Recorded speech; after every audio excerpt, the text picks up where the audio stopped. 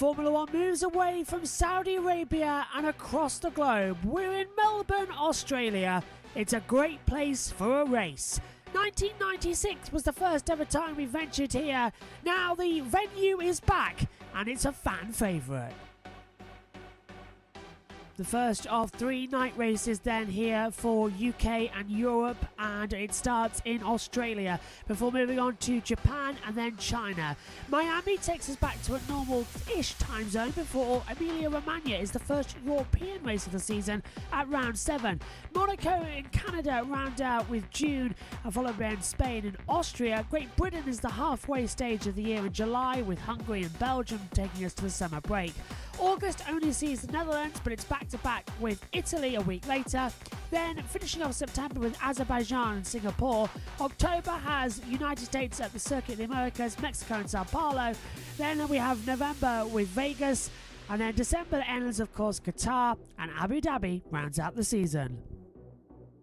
After 2 races, Max Verstappen is on maximum points. He's on 51 after scoring 26 in Bahrain and 25 in Saudi Arabia. Sergio Perez on 1-2, but also with the fastest lap in Saudi Arabia, puts him on 36.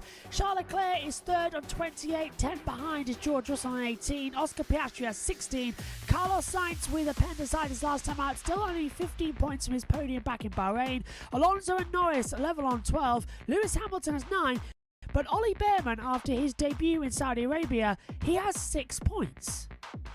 On the second, Nico Hülkenberg and Lance Stroll are the last point scorers.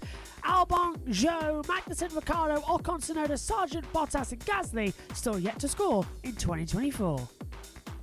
In the Constructors' Championship, Red Bull lead the way on 87 points to Ferrari on 49. McLaren have moved 2 ahead of Mercedes into 3rd, with Mercedes on 26 points in 4th. Aston Martin have 13. Haas are the last point scorers with 1. Williams, Sauber, RB and Alpine still yet to score.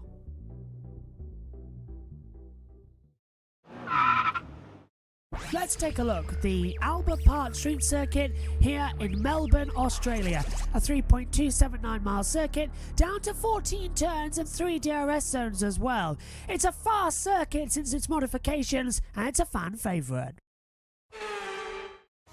Start with a DRS run down towards turn number 1. Keep hard 8th gear flat out before you drop down 3 gears. Flick the car in towards the right, sharp left at 2. Careful not to get too many wheels at the exit because the car spins up and wants to hit you out of it. Another DRS on the run down to turn 3, down into 3rd gear. Hug the inside line. It's a wider exit here. You sometimes can go too wide. Still tight through the chicane section as well. Coming through the car park lot. Flat out through 6 and 7. Now down to turn 8. It's a lot closer towards the wall, so you can carry a lot more speed in, get the power down early. And now you come through the new turn 9 and 10 section as well.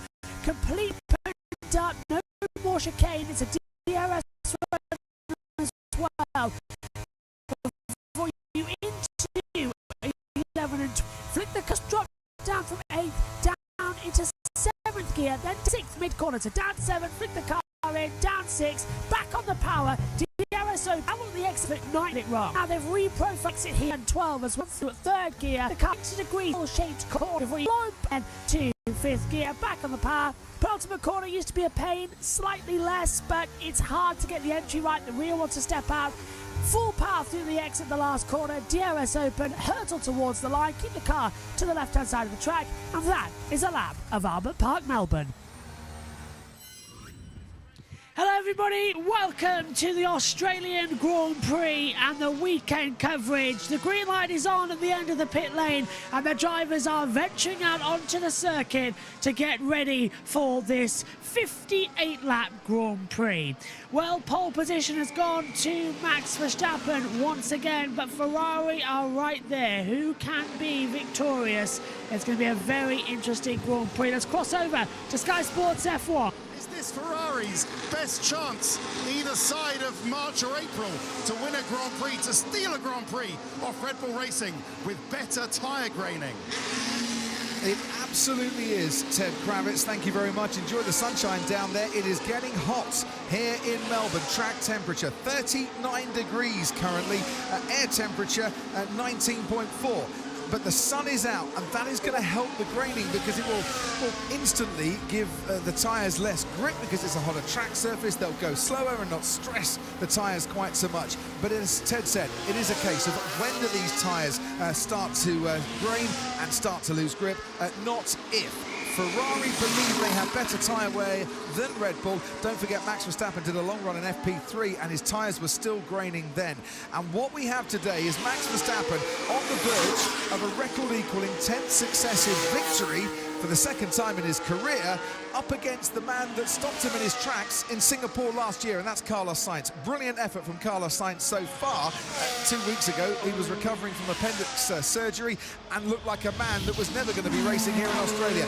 But he is racing today, and it's absolutely superb to see him. It's Max against Ferrari, not just in the case of Carlos Sainz, but in the case of Charles Leclerc as well, who might never have won from below the front row in Formula One, but Ferrari believe they got the pace to clear the McLaren of Lando Norris and put a real pressure on Max Verstappen, but they're going to have to take their time because the more you push, the more you're going to grain up your tyres, the more you might suffer later in the race. This race today, Natalie, is being described as a war of patience. I quite like that one. Oh, could be a war of the words as well. This is going to be a very interesting Grand Prix and we will be bringing you all the latest news when we have it. Alongside me in the commentary box as well is Josh T, and we'll fly over now to see him standing by, ready to go, and Kim McGinley and Megan Birch are going to join us in a few moments' time. But I tell you what, Josh, yesterday's qualifying session gave us the excitement to think and dream maybe it would be somebody different, but Max Verstappen already starting on pole position looks like he's going to be on the 20th time out of 21 races and get another perfect 10. Yeah, absolutely. It does look like that, but we will have to see in around 2 hours' time. Well, he was struggling in practice and qualifying 1 and 2, and he pulled it out of the bag Q3. He's done that the last couple of weekends, hasn't he, Josh? Yeah. Massively so. It's been struggling.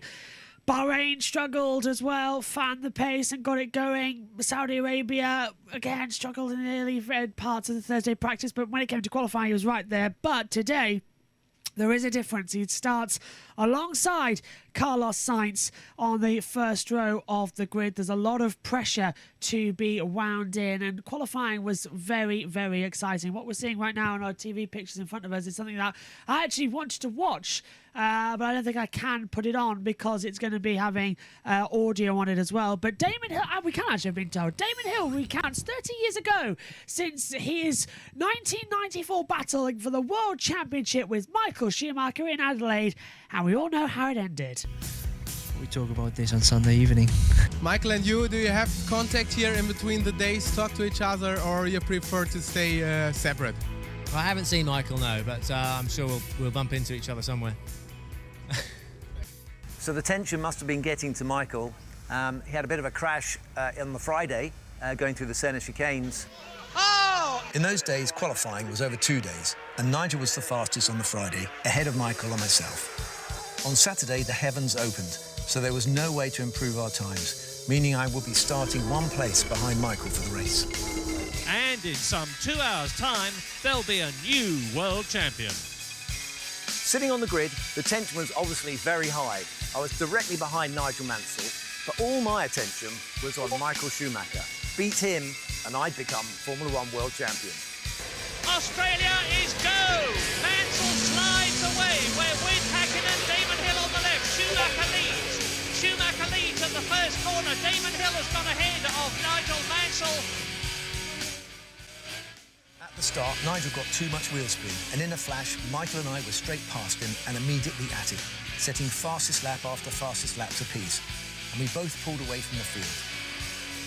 This was going to be an intense private battle for glory between us. At times, I was a mere foot from his tail, and I was telling myself this was Suzuka all over again. By now, we were already lapping cars, even though it was only quarter distance, and on lap 22, I was balked trying to get past a pair of back markers, and Michael eked out a small gap of a couple of seconds. With Adelaide being a street circuit full of left and right-hand corners, occasionally Michael would disappear out of view. And so it happened on lap 36, after I'd taken a second out of his lead, and he cracked under pressure. Schumacher's off. Schumacher's lost time. Hill goes by. Michael had hit the wall and damaged his car, but crucially, I hadn't seen it. So when I came round the corner, all I saw was Michael rejoining the track. This was my opportunity. I had to take it. Oh, out goes Schumacher. The German is out of the Australian Grand Prix. Michael was out on the spot, but as I continued, I could see my left front suspension was damaged. As Patrick Head tried to bend the suspension straight with his bare hands, I knew my race was done and my championship was gone.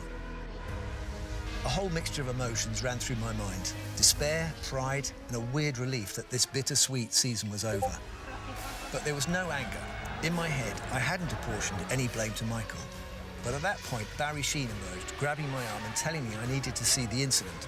I watched in amazement as Michael hit the wall.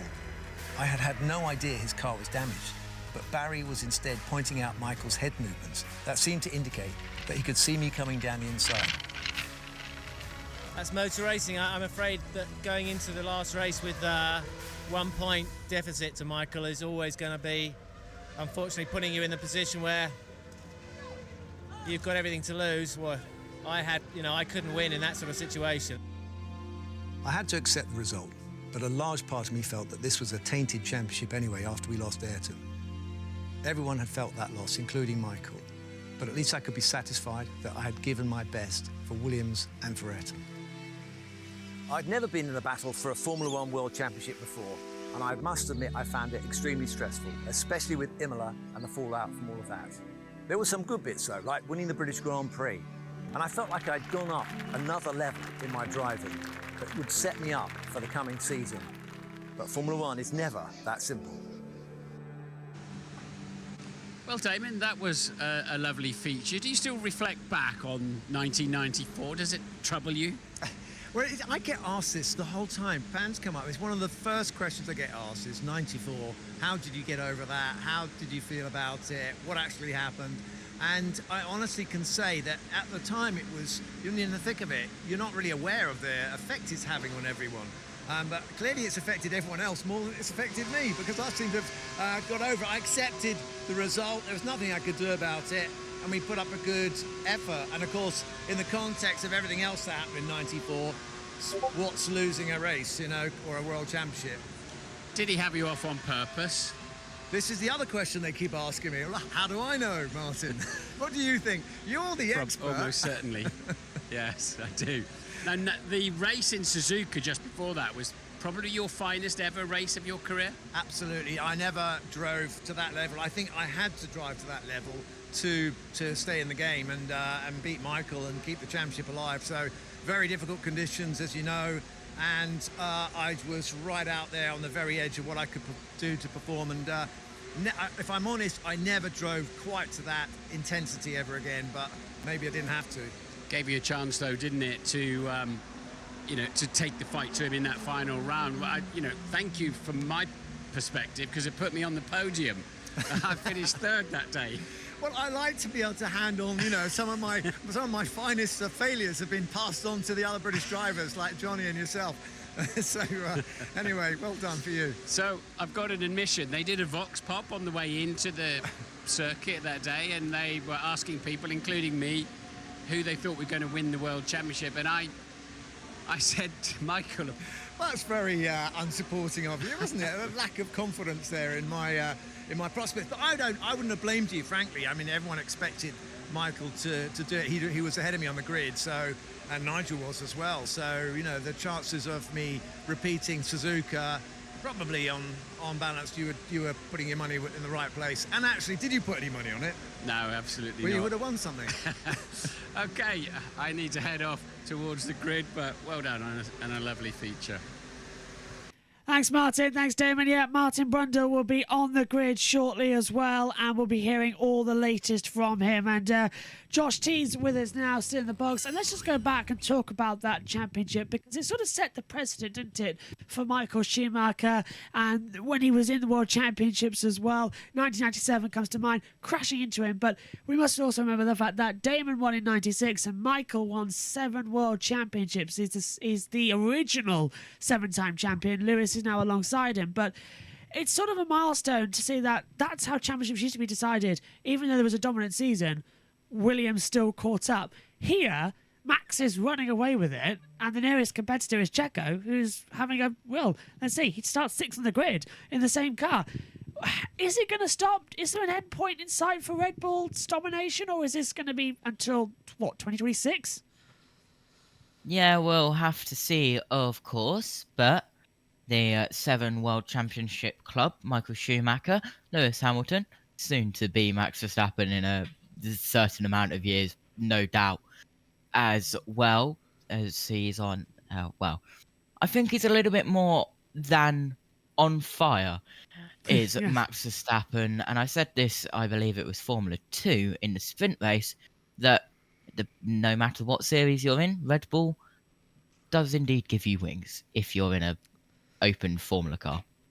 They do indeed, and so we take a look down on the grid there as well. It's getting very busy with the start procedure around about 20 minutes away here. Martin's grid walk is getting ready and busy to get going as well. Our start procedure's almost set to go then, which means it's time for us to hand over for the first grid walk for ages. Let's go to Brooksy first. She's with Oscar. Place, and hopefully we can stay there.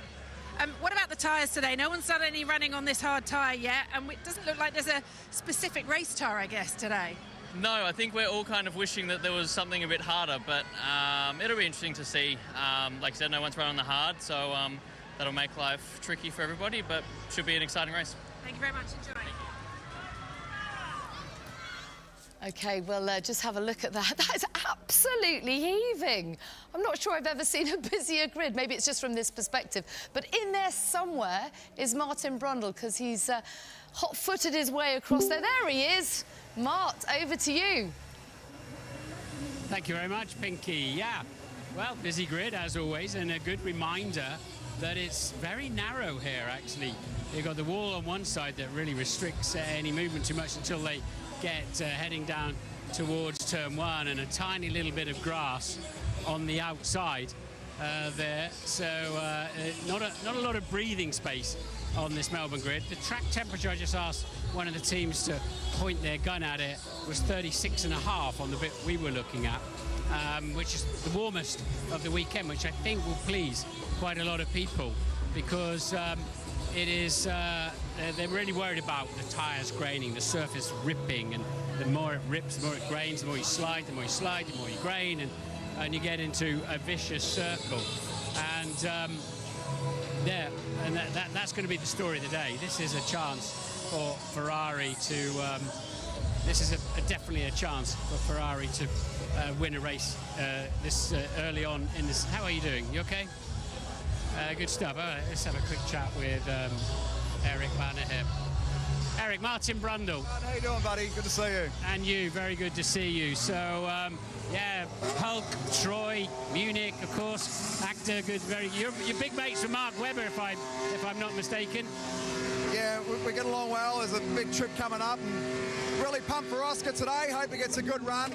His tyre management's so much better than last year, so fingers crossed. That's going to be the story today. You race a bit. I know you're a bit of a petrol head. You love your racing, don't you? I love it. Yeah, 2 wheels, 4 wheels. Can't get enough. It's awesome to have the event. We're very lucky, and I think F1's also lucky to have us. All right, good stuff. Yeah, certainly a carnival feeling out here. Enjoy your race. Let's have a little wander forward and see who else we can find down here. And there's the Ferrari then of Charles Leclerc, that particular one. And have a little poke around it, shall we? Let's see if we can go around the other side of this, Lee, and have a little poke around this Ferrari, because looking a bit congested in the middle. I'm not going to... It always makes me nervous of walking across a rear jack like that, because if it suddenly came up, you can imagine that would be quite uncomfortable, wouldn't it, to say the least. In amongst... this is Sainz's car, second on the grid, actually, and have a little look around it. You can see why, if they run wide in turns 9 and 10, you can see why they end up losing pieces like this and part of the front wing or the underneath of the car. There are so many pieces of carbon fiber hanging off really close to the ground. Ground effect cars, they generate their downforce from being close. That's why we see them bouncing. They're really stiff, being close to the ground. And it's the way this floor interacts with the racetrack, and then all of these tiny little turning vanes here and little sort of generators, as it were, to control the air out the back and energize that rear wing. And this, when you see the DRS working, you've got this massive post here in the middle and a device there that really snaps the wing open to give them extra speed in a straight line. But they're very long, aren't they? It's a hugely long car. I think he's trying to see the laptop here, so I'll get out of his way and keep wandering forward. Let's see who we can find down here. And yeah, I want to have a chat with these guys. Dude Perfect, and I think that's who it is. So they're so funny. They are so funny when you look at their stuff. How you doing, DJ? You all right? Are these your guys, aren't they? We'll zoom in there and have a chat with them. If you look at them online, they're really, really funny, and it's worth it. It's worth a quick. Yeah, he's got some downforce. We were just looking at the rear wing on the Ferrari. This one has got a bit of downforce on his lid there, hasn't he? And to go with his glasses, but I don't know how much longer we're going to have to wait. But I think. Guys, Martin Brundle, Sky F1, good to see you on the grid. Yeah, what have you been up to this weekend? Man, we've been up to a lot. I tried to high-five every driver. I got 19. I'm missing Lewis Hamilton. I'm 0 for 3. The guy keeps leaving me hanging. I'm going to have to come back next year. Well, that's a good idea. Yeah, we'll try him on the grid if I were you. You've been in the garages, you've been everywhere, haven't you? Yeah, we've been all over. We've been traveling around quite a bit. Last 2 weeks we've been over here filming a couple different videos, so this is kind of the icing on the cake to top it all off. Have you got your race wing setting on there? Yeah, I had to buy this off a guy. Paid him 100 New Zealand dollars and 20 US, so I don't know what the conversion is, but it felt like a good price. So have you not got a ball or an office chair or something to do a little sketch on the grid? You know, there's a lot of rules out here I've learned, so we're trying to be very respectful, very calm and collected, so no trick shots today. All right, good stuff. Enjoy the Grand Prix. We'll keep mooching along and see who else we can find down here. And towards the front of the grid, we'll have a little chat with... where are we going? Let's do a Marty's random person. That's Louise. That's not a Marty's random person. That's Louise I used to work with at ITV. And we got at the front here. Ah, right. Okay, well, he's hiding well. Sam Worthington, actor, Avatar, of course. Hi, man. Good, and you? It's good. I wasn't going to carry Delavina this time, so it's all good. How you been? Yeah, thanks for that. Well, I tell you what, you're incognito in the hoodie, that's for sure. I don't know about that, mate. I don't know about that, but you're looking sharp. Yeah, I feel good, thank you. What are you up to? What's going on in your career? Just working, just doing more avatars, so it's good. But how are you feeling about the race? Yeah, good stuff. And what are you? Sorry, I didn't quite catch that. What am I doing? Yeah, no. Sorry, I thought you asked me a question, but yeah, who are you with on the grid? Red Bull. They haven't won in a long time in Australia, so I reckon today's the day. Yeah, well, they've won 33 of the last 35, so it wouldn't be too bad if... It's been since 2011 in Australia? Yeah, well, we'll see. But But Max, yeah, he's got. I think Ferrari can take it to him today. You know. Hopefully, yeah, we'll see. Good to see you on the grid, and enjoy your day. Right, who else can we find while we're here? I think we'll go underneath this rope. If we can get under there, we'll go underneath this side here, and we can. Thank you very much. We've got a couple of minutes before the national anthem. I'm kind of a bit in no man's land here. There's Danny Ricciardo. Don't know if he'll take his earphones off. He will. Hey, buddy. How's it going? It's going, but today will go better. Yeah, well, you're going to be lonely at the back there. Joe Guan Yu's in the pit lane, and obviously we've lost Logan Sargent. It's lonely. I definitely want to be with cars around me. So yeah, after the first lap, we'll see where we end up, but I'm sure I'll make up a few positions. You have to dodge the confetti of carbon fibre, yeah, and can you keep your tyres intact? Sorry, what was that? Keep your tyres intact? Yeah, I think we're looking all right with that. All right, mate, have a good one in front of your home crowd. I'll have a quick word with Carlos if I can. If he's up for a chat, we'll see how we. How are you feeling today, Carlos? I'm feeling good, thank you. Step better to yesterday also. So yeah, 24 hours, everything feels better. So yeah, let's see how 58 laps go. Yeah, good stuff. So they cut 3 little holes in you or something to get your appendix, and then you were in bed for a while. So you've not had the ideal preparation, but my goodness, you're fast. Yeah, I've been feeling good with the car this weekend. Friday I took it easy. But the rest of the weekend I've been able to push, so let's see if I can push for 58 laps. All right, have a good time. There's 27 seconds left for the anthem, but as he wanders across, Fernando also taking his place, drivers flooding in. Yuki then right at the end to take his place. We've got the kids on the grid as well, and Stefano Domenicali, the boss, at the front with the dignitaries. You've got Max Verstappen looking cool as a cucumber over on the other side. It's time for the anthem. So let us rejoice, for we are one and free, with golden soil and wealth for toil. Our home is girt by sea. Our land abounds in nature's gifts, our beauty rich and rare. In history's page, let every stage advance Australia fair. In joyful strength, and let us sing, advance Australia fair.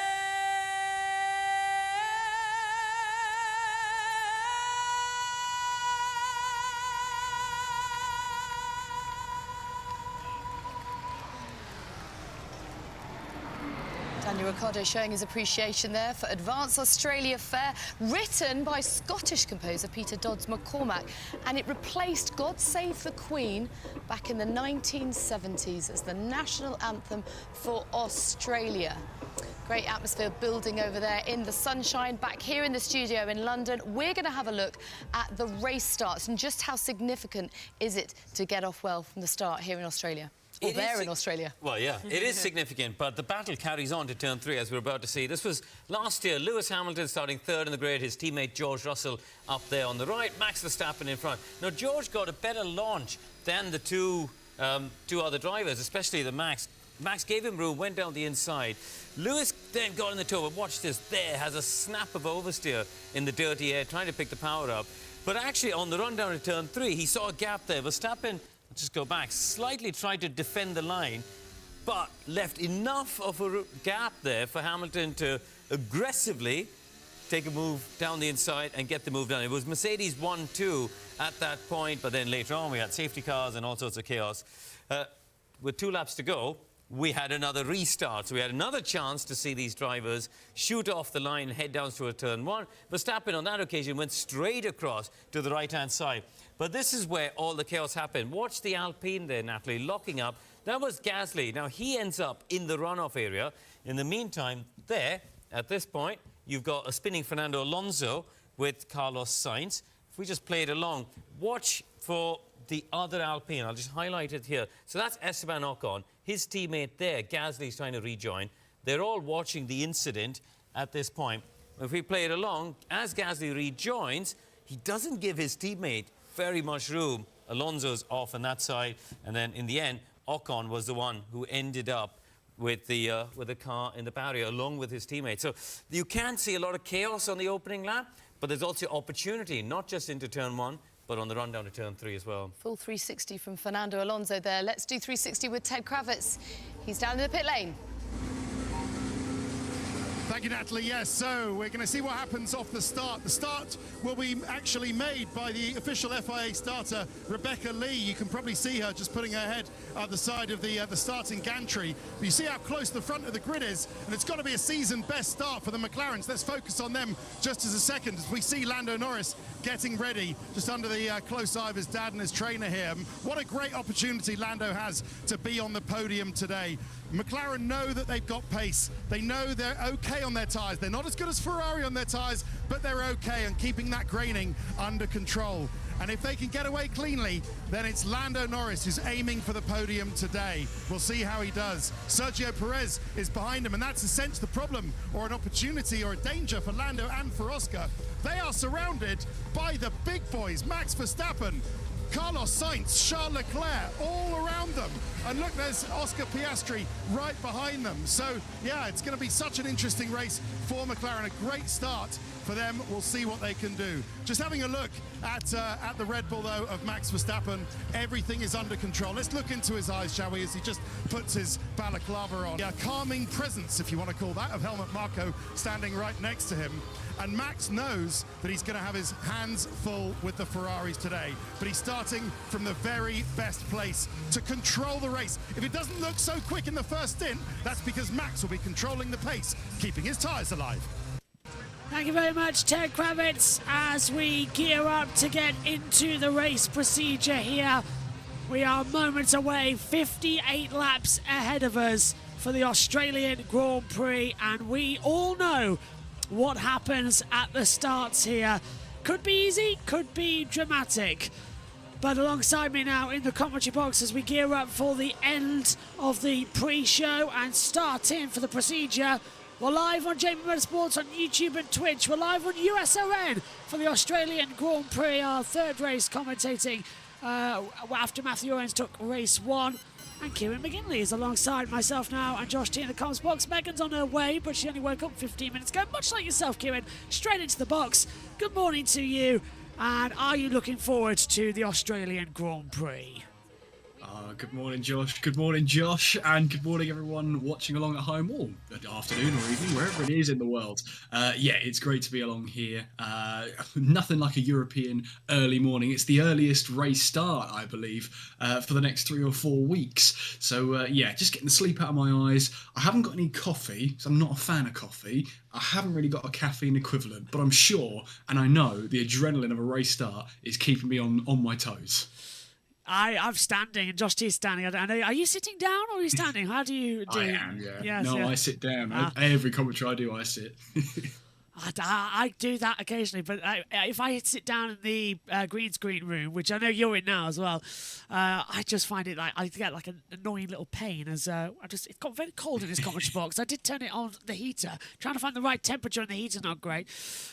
Josh teases as well, so go on then. It's time for the predictions. Got 2 minutes to go in. Megan's going to probably rock in about 30-40 seconds before the formation lap starts and look absolutely miserable, but she's got some biscuits in here, so she'll be fine.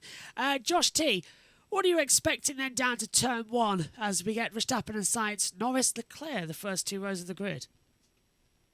Yeah, it's definitely an interesting first 2 rows, or should we say it's an interesting first 2 rows with the exception of Max Verstappen, who is in first, of course. And just having a look over at the screen that you've got on stream now with the standings and the blog. Of course, Albon carrying the flag for Williams in Sargent's chassis, which we won't get into. Well, I won't get into because it's going to be chaotic and rant. Yeah, I can guess so. So it's time for pick a winner. I'm going for Max Verstappen, but Kieran, who are you going for? Look, again, I went with my head yesterday, Verstappen on pole position. I might go for my heart this time. There's something about Sainz. I reckon he's got a great chance of breaking the streak of Max Verstappen. And whether that's, hopeful optimism, I don't know. Sainz has been looking quick all weekend, though. Let's see what he can do today. It's going to be very close. Josh T, what are you saying? I hate to be boring, but I'm going to be boring, Max. I'll go with Max. It looks like it could be, but Ferrari could do it. Hell, even Lando Norris could do a race win. It's the 28th year of the Australian Grand Prix, and it's the 28th year we are racing here as well for a Grand Prix after missing one as well. What are we going to see? Always chaotic, always dramatic. It never fails to disappoint. And on the modified circuit, it's fast. Sit back and relax and enjoy a Sunday morning race for the first time on a Sunday as well in 2024. It's the Rolex Australian Grand Prix at Melbourne, and it's coming your way. 58 laps is now. They become the jewel in Formula One's crown.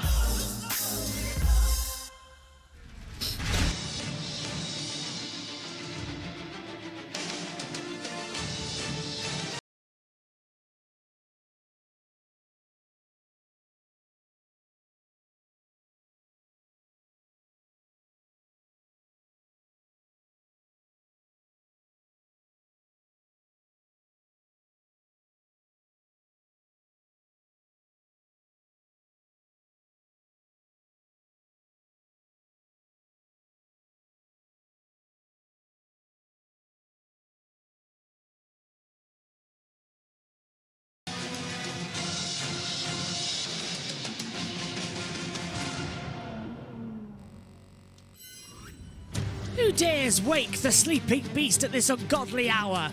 It's 4 a.m. in the UK, 5 a.m. in Europe, which means only one thing. It's the Australian Grand Prix. A great place for the race was the tagline which won the Melbourne City the Grand Prix in 1996. Albert Park has no stranger to Formula One history, raced here in the 1950s, but going the opposite way round. Today, we go forward. It's a 5.278 kilometre circuit, 58 laps ahead of us in the Grand Prix. A 120 is the lap record here. 4 DRS zones are going to be providing entertainment and action at over 211 miles an hour. Elevation change is flat, just 2.45 metres around the lake here. And tyres are key. C5 red soft is the fastest. C4 yellow medium is about 0.2 a lap slower. 0.6 a lap slower is the white hard C3 tyre. And they are the softest Pirelli bring to a Formula One season. In terms of championships, in qualifying, it massively changed the order. This is your starting grid for the Rolex Australian Grand Prix. Zhou Guanyu starts from the pit lane after damaging a front wing. Logan Sargent actually was given up to Alexander Albon, so he's not starting today. Pierre Gasly is in 17th position as well, but home hero Danny Ricciardo is only 18th. Then we get Nico Hülkenberg starting in 16th with Esteban Ocon lining up 15th. 14th on the grid goes to Kevin Magnussen. Valtteri Bottas as well with an Uber car share he wishes had a better, faster car is 13th. Alexander Albon 12th in a car not his, and it was his birthday yesterday. His car present, Sargent's car. Hamilton knocked out of Q2 as well. He starts 11th. All 5th row is in Aston Martin. Alonso 10th. Lance Stroll starts in 9th. Yuki Tsunoda's 8th on the grid as well. Alongside him is George Russell in 7th position as well. 6th on the grid, that goes to Sergio Perez with a 3-place grid penalty as well for impeding. Oscar Piastri starts in 5th. It's 4th on the grid as well for Charles Leclerc. Lando Norris starts in 3rd. Front row of the grid though, Carlos Sainz. He should have appendicitis more often. He's faster and lighter. But Max Verstappen on pole position once again for the 36th time in Formula One. And he is chasing win number 10 in a row, and what could also be his 20th win in the last 21 races. Red Bull have won 32 of the last 35 races, an impressive stat like no other. And alongside us now, joining in the commentary box, is Megan Birch. Good morning, Megan. 4 a.m. You said you'd never do another Australian Grand Prix. What are you doing here? Hello. You told me I was going to do this race and I didn't have to do an earlier one. That's a put. It was a choice I had to make and I chose. Otherwise, yeah, because now you get to do this one and then you get to miss Japan and because then you go China back. Because otherwise you do have to do Japan and China back to back. That's Also, not fair. when's Japan? Japan's in 2 weeks' time, I think. Yeah, no. Yeah. Yeah, and then we've got China in 3 weeks' time at my birthday. So it kind of works out, doesn't it? Anyway, Yeah. what are you expecting? Who do you think is going to win today? We all know it's going to be Verstappen. Yeah. No chance for Ferrari to come through and steal it? No. Have they done that in the last 20 races? Or Well, 21 races? I'd like to point out Carlos Sainz won in Singapore, and he starts second on the grid today. Once. Once, fair dues. Kieran, as we look down at the grid, some last-minute tyre changes going down as well, but Max has got a clean run down to the first corner, but he hasn't had the greatest starts so far this year. Always bogged down in the first phase. Second phase, he got better. So how much do you think Sainz is going to try and capitalise on that with a run into the first corner? Well, the first corner is going to be very difficult. Obviously, Sainz last year has a bit of nightmare with tangling with Fernando Alonso at one of the restarts last year, so he's got to be a bit careful, but he's got to know and realise that the first lap is critical because the DRS opens on the next lap, so you've basically got to treat the first lap of this race as a qualifying lap. Don't let Max Verstappen get more than a second ahead of you. Charles Leclerc remembers that, as it looks like Yuki Tsunoda might have a little problem on the grid. Can he get going? Yes, he can, as they head down towards the first corner. And it's time for the strategies, as Megan has just about remembered that the strategy is going to come up on the monitor, but she's eating a biscuit at the moment. And here it is, Megan. Talk us through it, if you can. 2 stops starting on medium, 17 laps going on to hard, 19 laps going on to 22 laps hard. 2 stops starting on hard, 22 laps. And then, I don't know. It was too quick. Mediums and then hards again. I think mediums like 17 laps. Medium for 14 laps, hard for 22 laps. There's Josh T. Right, you can finish your biscuit now on the formation lap. You've got about 2 minutes. Yay. Josh T. Go on, Josh T. Yeah, you've got your stats and sheets coming up as well. Thank you. To answer your question, it is 5th to the 7th of April on the only thing on, because the Argentina Grand Prix for MotoGP was cancelled, Martinsville for NASCAR. See? So a very free weekend. Yeah, makes you get a completely free weekend. That's why you did it, yeah. So then, talking of race pace and the strategies, our pundit and commentator Jess Ball put in a chat a few days ago what they are all going to be doing in terms of different race pace and strategies and guides as well. Predictably, Red Bull had the best race pace going forward, although we have been talking an awful lot, so I'm trying to find where it is on the Discord call. Here it is. So in terms of race pace as well, Red Bull are the fastest. Going forward, Ferrari is about 1/10 of a second slower. McLaren is 2/10 slower. Aston Martin 3/10 slower. Mercedes 6/10 slower. RB, which we see Danny Ricciardo on board now with his 10th Australian Grand Prix, they are 8/10 slower. Haas are 9/10 slower, the same as Williams. Sauber are 1.1 seconds a lap slower, and Alpine 1.2. They have the worst race pace going into that one as well. I mean, it's almost like you may as well just not even bother half the time as well. It's just completely off it. So we're lining up on the grid then. Kieran, what do you reckon into turn 1? Safety car or not? Oh, yes, I think so. It's such an interesting T1 here. Safety car's always on the cards. Josh T? Yes. If not turn 1, lap 1. Megan? Playing no on the board there. Right. In terms of strategies, old mediums for Stroll, old hards for Alonso, old mediums for Bottas, new hards for Hülkenberg, and softs for Ricciardo and Zhou and Hamilton. Everybody else starting on brand new mediums. The fans ready to go. We're set to go as well. Last car lining up on the grid then. I'm praying no, because it's too early in the morning for that. And they are taking an age to line up on the grid. There is Zhou Guanyu in the pit lane. Green flag at the back. Lights are on. The Australian Grand Prix has 5 lights. Action in Australia. It's a good start from Charles Leclerc from the second row. Lando's going to cover him off. Sainz pulls in behind Verstappen into the first corner. Tsunoda's looking up the inside. Perez is trying to have a go at Piastri. Leclerc jumps back.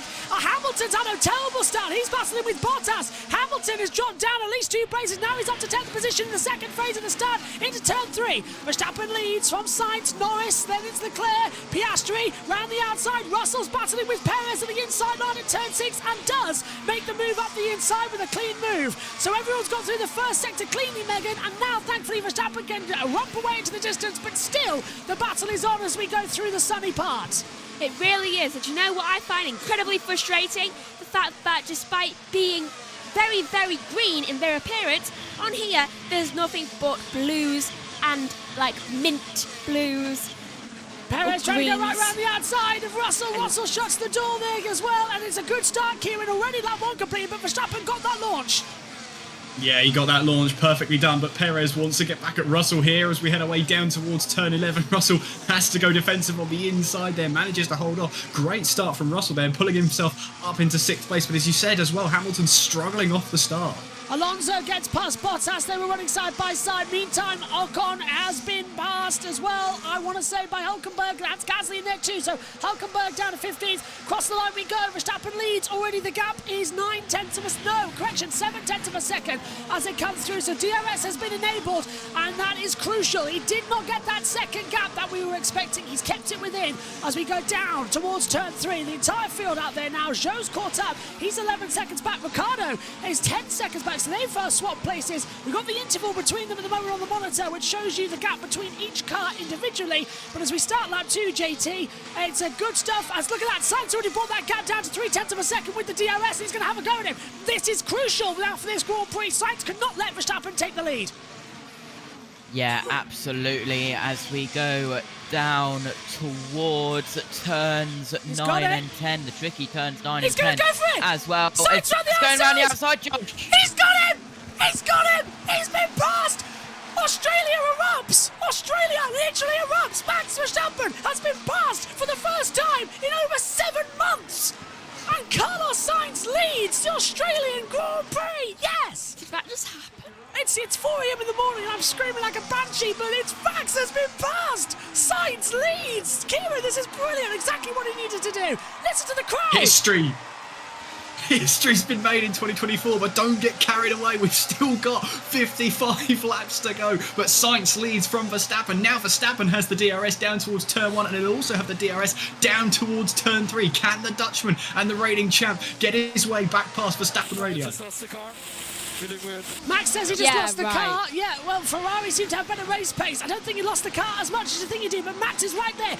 Yes, yes, if you've woken up, if you've stayed up, whatever you've done to watch the Australian Grand Prix, the opening 3 laps are making it worthwhile, and Australia's erupting. Megan, look at that, he did it perfectly. There is nothing wrong with that car. Sainz got past him at a perfect moment. It was an overtake. Nothing is wrong with your car, Max.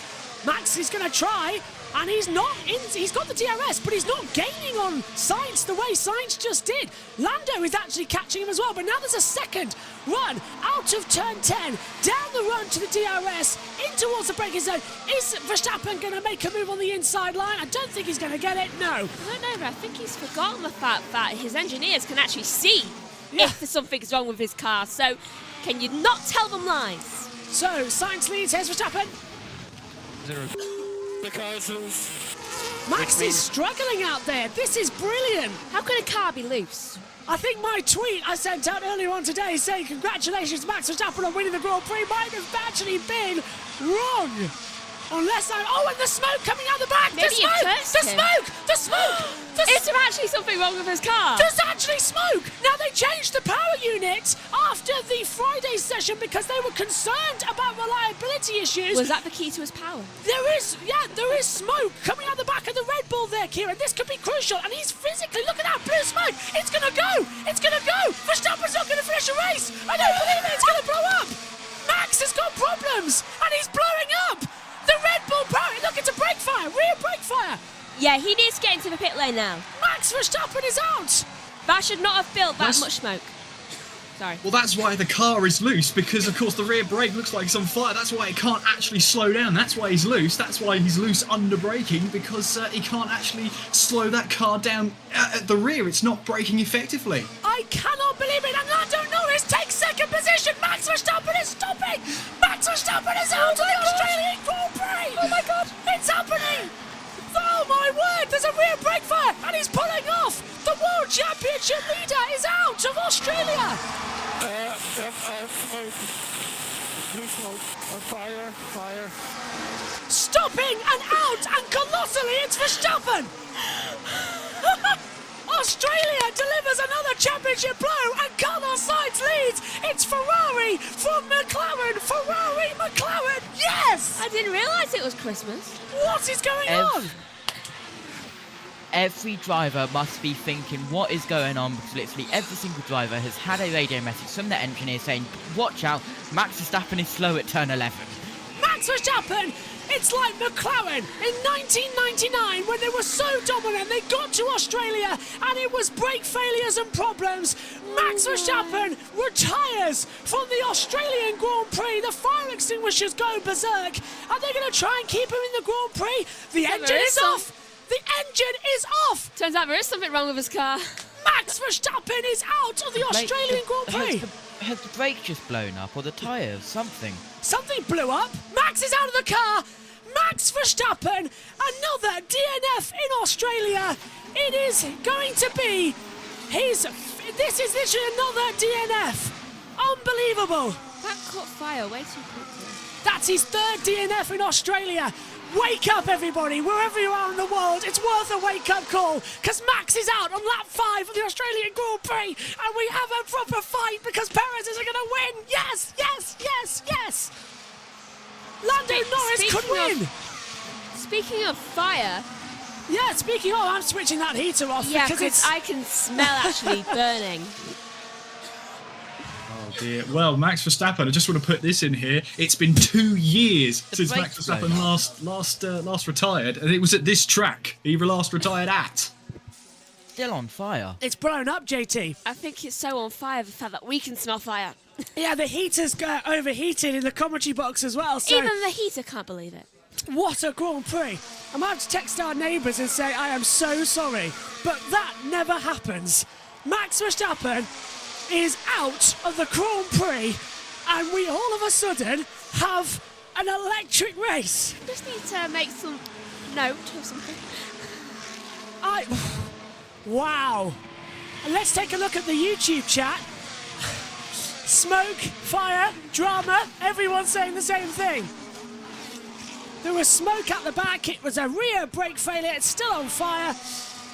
Right, let's recap, because this is not going to happen for a long time. McLaren have a chance to win, and Lando Norris sits second. Please let Lando win. We have a good Australian Grand Prix on our hands. This is fantastic. And out of all of them, Lando isn't a race winner, because Piastri won the sprint race, and Russell's battling with Perez so far behind. Let's do a quick run through the order, because we need it. Sainz leads, Norris is second, third is Leclerc, Piastri is fourth, Russell is fifth, as Albon comes into the pit lane after only 5 laps. Here's the start. Next, here's the start. Right. So the start starts out incredibly well for Lando Norris, where he gets cut off very quickly by Carlos Sainz. Obviously, our former race leader, Max Verstappen, got an amazing start, where I think he got 2 of an amazing starts. His brakes seemed to fail. Right, so further down the field in 4th, it looks like. I think that is Leclerc. Here's something. Can I just point out, is this my fault? Did I do this? Yeah, you cursed him. Please do that more often. At 23:59, I sent a tweet out, congratulations to Max Verstappen on winning the Aus GP, another 10 in a row. And I'm just going to put oops.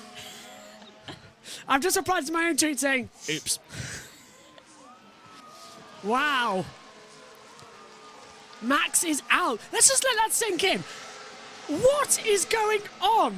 Kieran, I've never seen this like this. Max is out, and we have literally anybody... Oh, it did blow up in the pit lane. It did blow up. Josh T, you were right. And Kieran, that was a big one. It just wouldn't stop. It's a rear brake failure. Now, would that be a tyre problem, do you reckon, as well? That's caused that. Like, it's stuck in. As Hamilton pits, he senses he could win this one. Magnussen in 2. Yeah, a lot to unpack in that one. I mean, we've had Ricciardo, we've had Joe, we've had now Hamilton into the pits. Ricciardo and Hamilton binning off their soft tyres, now going on to hards, and it should be another hard stint to get them to the end, unless there's any safety cars or such the like.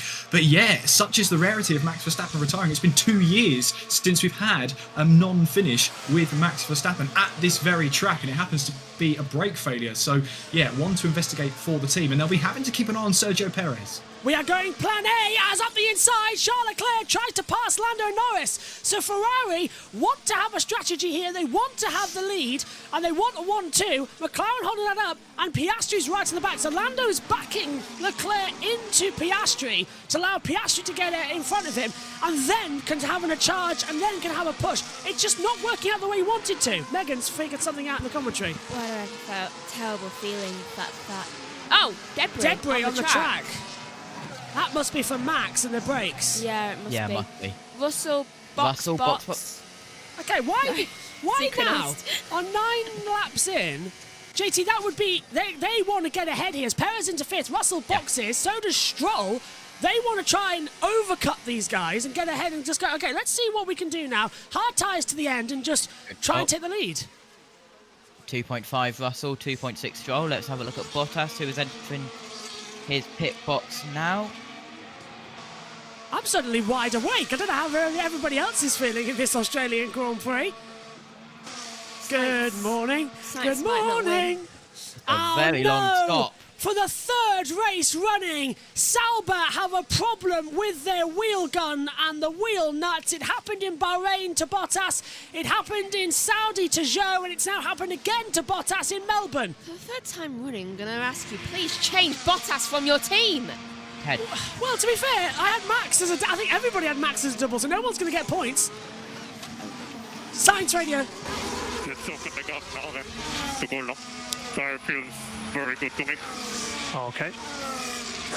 Oh no. If Kieran, question to you. If Carlos Sainz wins this Grand Prix, Ferrari have sacked him, and Ferrari are boxing Leclerc and McLaren are boxing Piastri. They're coming in together. It's up to the mechanics now to do a really super stop because we've got Ferrari and McLaren into the pits together. McLaren ideally could gain a place here if the Mercedes crew that have become the McLaren crew can go to a super stop. No, it's a slow stop. Mega stop from Ferrari, 2.2 seconds. Piastri 2.4, doesn't improve on the order. Tsunoda's in as well with 3.3. There's a Haas and an Alpine battling, and Leclerc comes out right behind, so does Piastri. Cold tyres though. So yes, I forgot my question to you, Kieran, but yeah, it's 4 o'clock in the morning, everyone's alive, everyone's woken up, and Sainz leads. My question was, if Sainz wins this Grand Prix, are Ferrari seriously going to start considering what have we done to let him go? Well, it's going to have to be a question, isn't it? But they sacked him and had him out of the race before Sainz had his appendicitis surgery. So, yeah, who knows what he could have been capable of before that, but it's a decision they've made, and it's a decision they'll have to live with. Let's see what happens here, and, Sainz will be driving for himself out there today. This is Hamilton coming out the pit lane, and Russell's just alongside him, and Hamilton's off the track at turn 1 and continued. You can see that on our monitors, Megan. I really hope that Ferrari aren't going to be idiots here. What do you mean by that? What are they famous for? Oh, pit stop strategy failures? No. Team orders. Oh, yeah, that's And true. what are they going to do to put the guy they've just fired from their team? That's a good point. Mercedes once did it to Bottas. They did. And he ignored Russia. them. Yeah. Russia and Silverstone doubles, yeah. I don't know. JT, 2 seconds, Sainz. They're doing a mega job out there. Well, they seem to be happy with him. He certainly is. They seem to be happy with him. That's because it's early on in the race. They always are like this. So Max is going to score no points in this race. Sainz is going to get 25. Plus, he had the podium in... No, where did he get the podium? Was he... No, Imagine winning straight out of having surgery. Oh, hang on. Let's have a look at Sainz. Yeah, Sainz got the podium in... So Sainz is going to go up to 40 points. And Verstappen's going to be on 51. So all this is going to do is close the championship up. Fabulous. Fabulous. Do it. Brilliant. Max is not going to score any more than 51 points, which means Perez, Leclerc, oh, come on. We forgot about Perez. Nah, Perez is in third, but Red Bull won't win that one. But as we get still a risk. Side by side, there goes Leclerc on the inside, getting ahead of Gasly. That was candy from a baby. Oh, and a bit of blue smoke there from the back of Leclerc as he comes down, and there goes Piastri making it through, and Leclerc makes it easy to get past Hülkenberg. I think Piastri might do the same thing as well, just to slip back on the inside. Bahrain, thank you, Jess. Yeah, it was Bahrain. I had to look back. I remembered I've got the stats up on the wall here in the commentary box I should really be taking a look at.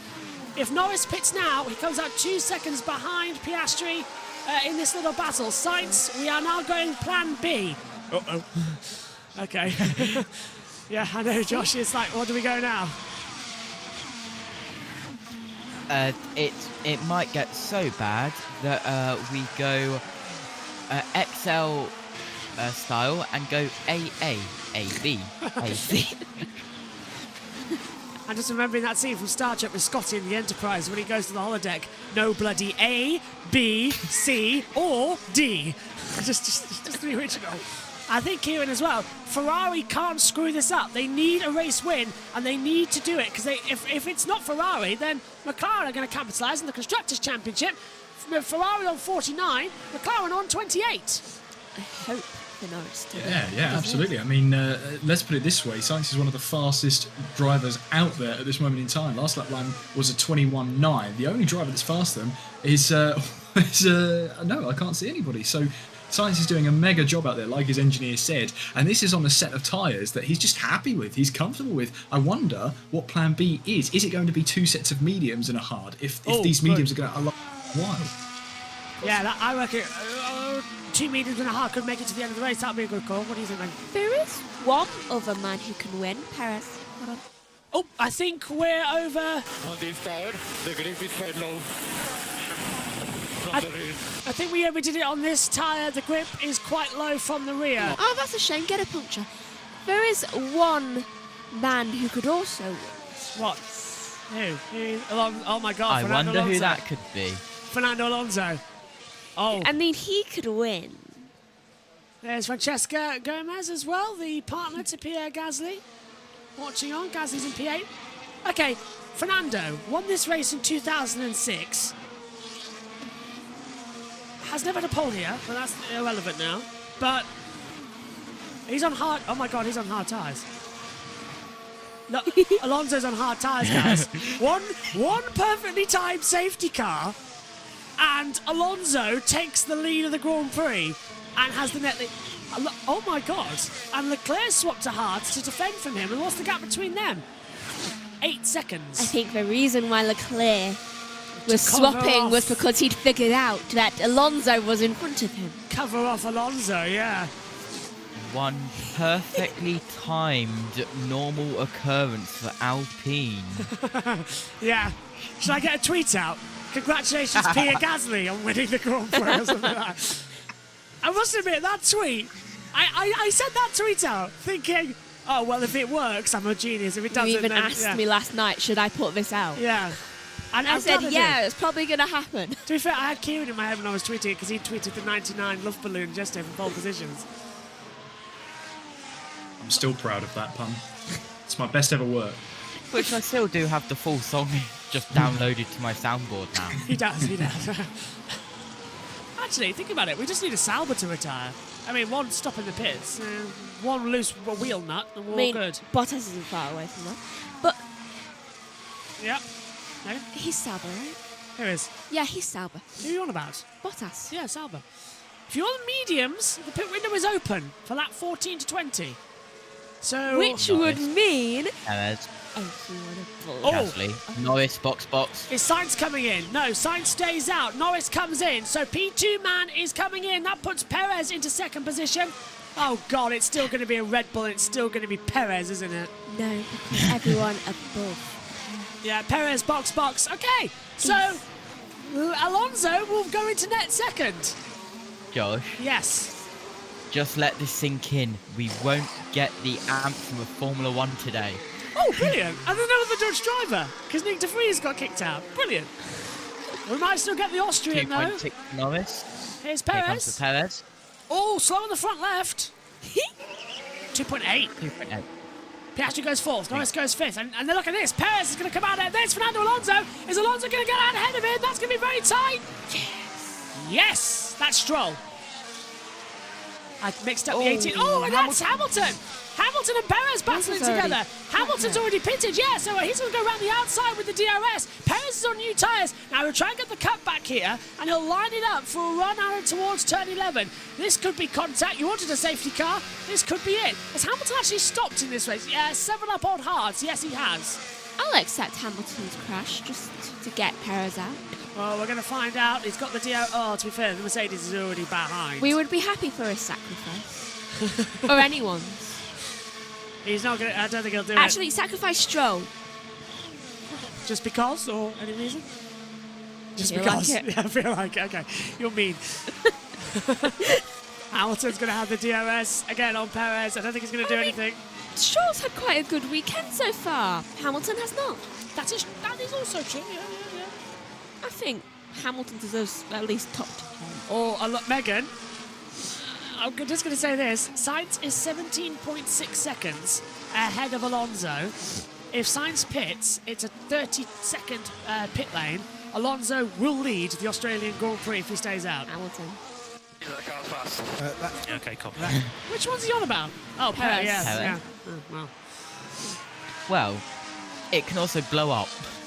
True. And he could crash into it. Something well, to be fair, Or Russell... did someone sabotage? I didn't do anything. Russell's past Gasly for 7th place. I didn't do anything. Why do you think I couldn't get to sleep last night? Oh, did you fly to Australia? Was it you? Yeah.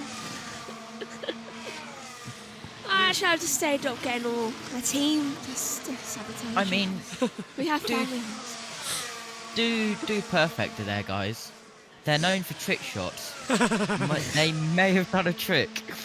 Stroll's going around the outside of Gasly, coming in towards 9 and 10, and Perez is right there as well to capitalise if these two crash. Oh, and yeah, well, Russell, that's, oh my God, Perez is almost running to the back of Stroll. So it really is getting together. Oh, and into the pit lane comes Carlos Sainz, and Fernando Alonso is exiting the last corner, and Hamilton's stopping! Engine failure. Hamilton's out! Hamilton's out! Is that the Hamilton just a couple... Hamilton is stopping, and this will be a safety car, and Alonso's going to take the lead of the race. Sainz is going to have the worst look here, because this is going to cause a safety car. Sainz and Alonso are side by side. Who's going to lead the Australian Grand Prix? Alonso leads in Australia. Alonso has overtaken Stroll. Oh my God, Alonso leads, and the safety car's coming out. This is pitch perfect for Alonso. Wait a minute, where's he stop? Red flag. Safety car, a safety car. Maybe a red flag. Yellow flags around. Wait, no, yeah. Oh, and Alonso leads in Australia. Yellow flag, sector 3. DRS has been disabled with Hamilton stopping. Okay, I didn't actually mean Hamilton's sacrifice. Oh yeah, that was you. Virtual safety car. Virtual safety car. Fernando, baby. Box, box, box, box. Mana. He's got the gap. He can do it. Virtual safety car. Ocon pitted at the perfect time. I know he's 16th, but still. He's going to get out ahead of Bottas as well. So 2 retirements, and one of them is Hamilton. Look at that. You only lose 13 seconds into the VSC. This is written in the stars for Fernando Alonso. It better be. Let's have a look how it happened, Kieran. He's just going to shut off, I think. Oh, wow. That's bad. Yeah, that really, that was aggressive, wasn't it? The engine just completely just exploded there, didn't it? It went. That was incredible. And just nothing after that. Is he boxing? Hamilton out of the race. Is it Alonso? Yes. Yes. Alonso yes, in. Yes. Alonso pits. Alonso pits. That's good. He's going to lose the lead, but this is perfect. Hamilton stopped turn 10. Alonso gets a free pit stop. Come on, come on, come on. Be a good one. Yes, it's mediums, a good one. Mediums. 2.3, I'm guessing. So he's going to be faster. Jeez. He's going to be faster than the Ferraris, and he's going to come out behind the McLarens, and who on hard tyres. Yes, on Fernando. Yes. And the virtual safety car's ending. It was timed for him. Oh my word. What is happening? This is why you're here in Australia. This is why. I would have missed this. And we are back to green flag racing in 3, 2, 1. Racing in Australia. Oh, and Alonso locks up in turn 3. Ooh. But turn 3 is fine because you need a bit. 5.6 for Gasly. Oh. I'll tell you this though, I know Alonso and Hamilton aren't the best of friends out on track, but I think Alonso might be buying a beer for that Mercedes engine in due course with on the medium tyres. I expect he's going to go onto the hard tyres for the end of the race. Meanwhile, the Ferraris are separated by just over 1 second, and then the McLarens are not too far behind. The thing about Alonso is, yes, he's on the medium tyres, but he's got 2 McLarens and 2 Ferraris to get past here. There's a sense of vindication in the air on the cards for Alonso. 2 former teams to come up against. I've got a feeling. Now, he started, of course, on hards. Now he's got on mediums, so he's used the 2 tyre compounds that are needed. I've got a feeling he'll go to another set of mediums later, but how long shall it go? Because here, this is Stroll and Perez for 7th. Perez takes it. So I've got a feeling here that Alonso's going to run medium to the end, whereas the guys at the front on hard tyres are going to try and run it to the end. So another safety car could perfectly time this, as we see McLaren coming out of the pit lane of Lando Norris. There's Oscar Piastri to the 2 McLaren. Oh! That was fine. It's slow-mo. Do you know what's funny? Lewis and Max, and the phrase "Max is out" is it's trending more than the Princess of Wales. And a slow stop for Esteban Ocon. And you said Megan sacrificed one of the Alpines. And the do it. Rear brake fire. And it's not stopping, so that might be something later. Bang. Go boom. And later. It's still smoking. Later. That one's That's the same works. side as Verstappen's too. Ferrari 1-2, and Sainz leads ahead of Leclerc. Piastri and Norris. So Ferrari have actually done a good strategy here, and they have got ahead of the 2 McLarens in the pit stops, and with the virtual safety car working out well. Ocon was well timed, even though he's in last place. He was battling now with Bottas, but Hamilton, and that was a mistake from the Ferrari. That was a mistake from Charles Leclerc. Was he here from Ocon? Did you find anything or not? Yes, we did. There was a tear off in the duct. Right, Megan. You said it in Bahrain, you said it in Saudi. You may now go for your tear-off chat.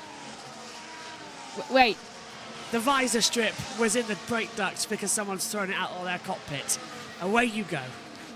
And you wonder why they put pockets there.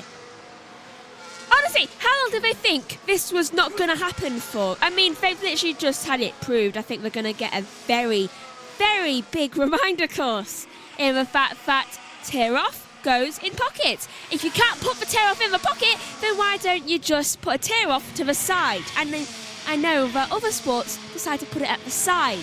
Though since none of you seem to understand that A, bad for the environment, B, bad for your cars, I think Ocon is paying the price for that now. And honestly, I hope he does pay the price for that, because maybe it'll all get you all to realise that. And I hope the reason why Hamilton and Verstappen stopped was because of a tear-off. It could be explained for Verstappen sabotaged by a tear-off from Lewis Hamilton for payback.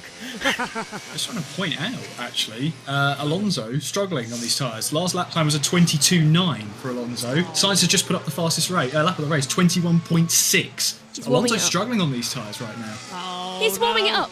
He's warming up. He's warming up. Maybe hards. Oh, you started on hards. Safety car might. No one's picked up that debris. Even to the VSC, I'm surprised about. So that's for Max, isn't it?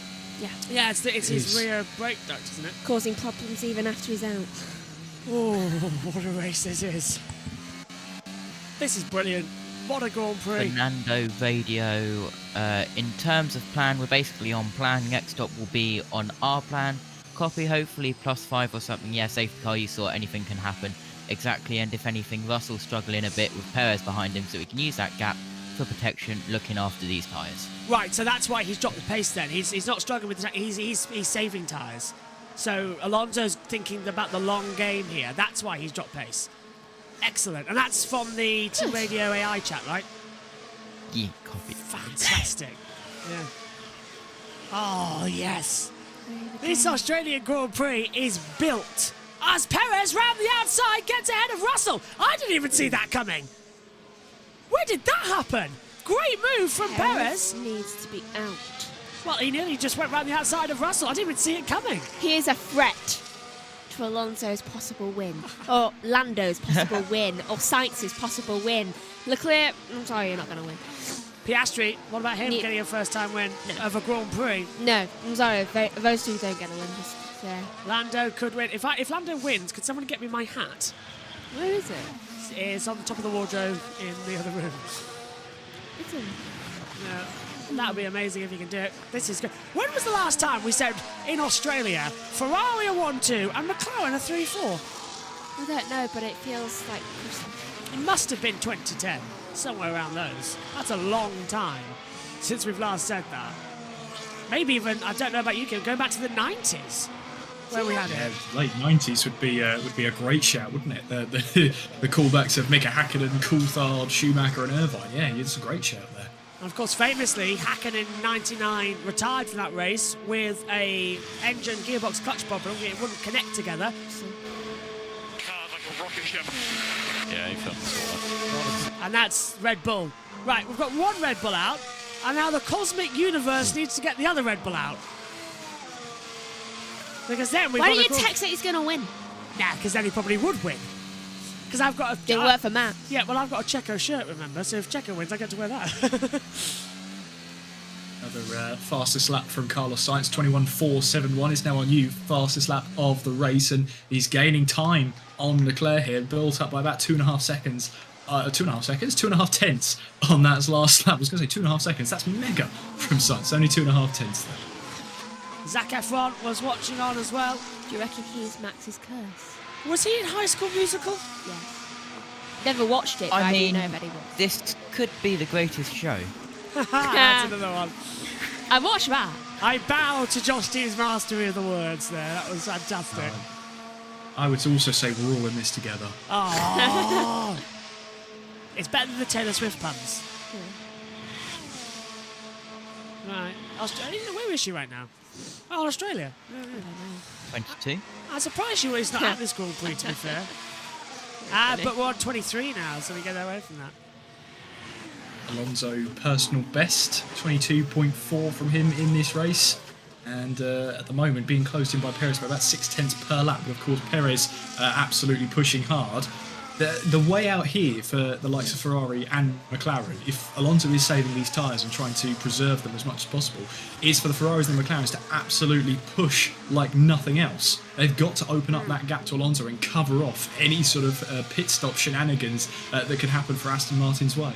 Swap the positions. Team orders in Australia for the Haas cars as Magnussen and Hülkenberg re-manoeuvre places. So Hülkenberg on the medium tyres has been let through by Magnussen on the hard tyres. That's just logical. I don't know why, but for some reason, with the two Haas's, I feel like it really just doesn't matter if they swap positions. I feel like they're just good enough friends. Here's that Max. they don't mind. Here's Max Verstappen walking out and going through into the back, and we'll be going to the media pen where Rachel Brooks will be talking to him in a few moments' time. So we'll hear from Max shortly about his retirement. But it's lap 24 of 58. We have 35 laps to go of the Australian Grand Prix. That has been blown out of all proportions. Hamilton is out, Verstappen is out, and it's not 2021 when they're out due to an accident. Hamilton with an engine failure, Verstappen with a rear brake explosion, but Sainz is the leader of this Grand Prix, and Sainz is the leader of this Grand Prix, I can tell you, on pace, because he overtook Verstappen before Verstappen started having the problem. Blown out, literally, including tyres and engines. Yeah. Yes. The tyre literally blew up. We can see part of the excess there. They're focusing a lot on Alonso right now, aren't they? Because we've got Perez charging him in, but Fernando's just saving the tyres. He's waiting for the long stint. He knows he can't go as long as those on the hards as they decide to one stop, and that's it. I need Perez out of here. Perez, however, will try and attack, but he too's got to stop again. It's a confusing time, this one. Guys. I need him out. Oh, I know. JT. Hear me out. Max Verstappen had a brake fire and it caught onto the tyre, which caused the tyre to blow up, which then caused the brake to blow up. Because tyres and fire, they don't mix. I'm with you on that, yeah. I'm with you. Even though it is 4:37 a.m. in the morning, I still have it. That's logical. I'm sorry. Are you telling me we've done 38 laps in 25 minutes? I mean, wait, no, other way around. We've done 25 laps in 38 minutes. Yes. Hold on. We only had a virtual safety car, not a full safety car.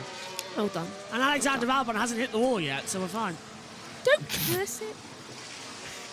He's running intense, Signed you know. another fastest lap. What I didn't like. 121.243. Okay, so and this is Hülkenberg and Albon. I was just about to say as well to Kieran that Albon is actually in the points at the moment, but Hülkenberg's on the medium tyres chasing him down. But it looks like if James Vowles is validated here to put Albon in Sargent's car, Albon could get in points. Yeah, it could do indeed. I mean, James Vowles says it was one of the most difficult decisions he's ever had to make, but Hülkenberg now will have the DRS. Will he try and move into 1, or will he wait here for turn 3? He looks in the mirrors, but again, backs out of it. Turn 1's not really the golden overtaking opportunity. It'll be up at turn 3. DRS will be wide open for Nico Hülkenberg. Is he going to go for that little lunge on the inside? He thinks about it, brakes late, just to make sure that Alonso knows he's there. There's 33 minutes left. Yes. Really? According to my calculations, That's a at minute the a lap. speed we're going. That's a minute a lap, though. There's 33 to go. There's not 33 to go, there's 25 to go. Lap 26 to 58, 33 to go. Megan, you've reversed the lap counters. You're thinking it's the old days where we're counting down. We're not. No. 58 minus 27 now. It's 31 That laps. is not what I got before. There's 32 laps to go because you capped the last lap. You forgot to cap the last lap. No, that's not generally not what I got before. Megan's now calculating. Megan doesn't like it when her brain is wrong. It's tired. 43 minutes to go. That's more like it. I'll agree with that. Which means... Takes us to about... 23 minutes past the hour. Oh, right. So he'll be back in bed before the sun rises. We'll be back in bed before Mum gets And Kieran gets to head off straight after the flag as well, same as you, because where are you going?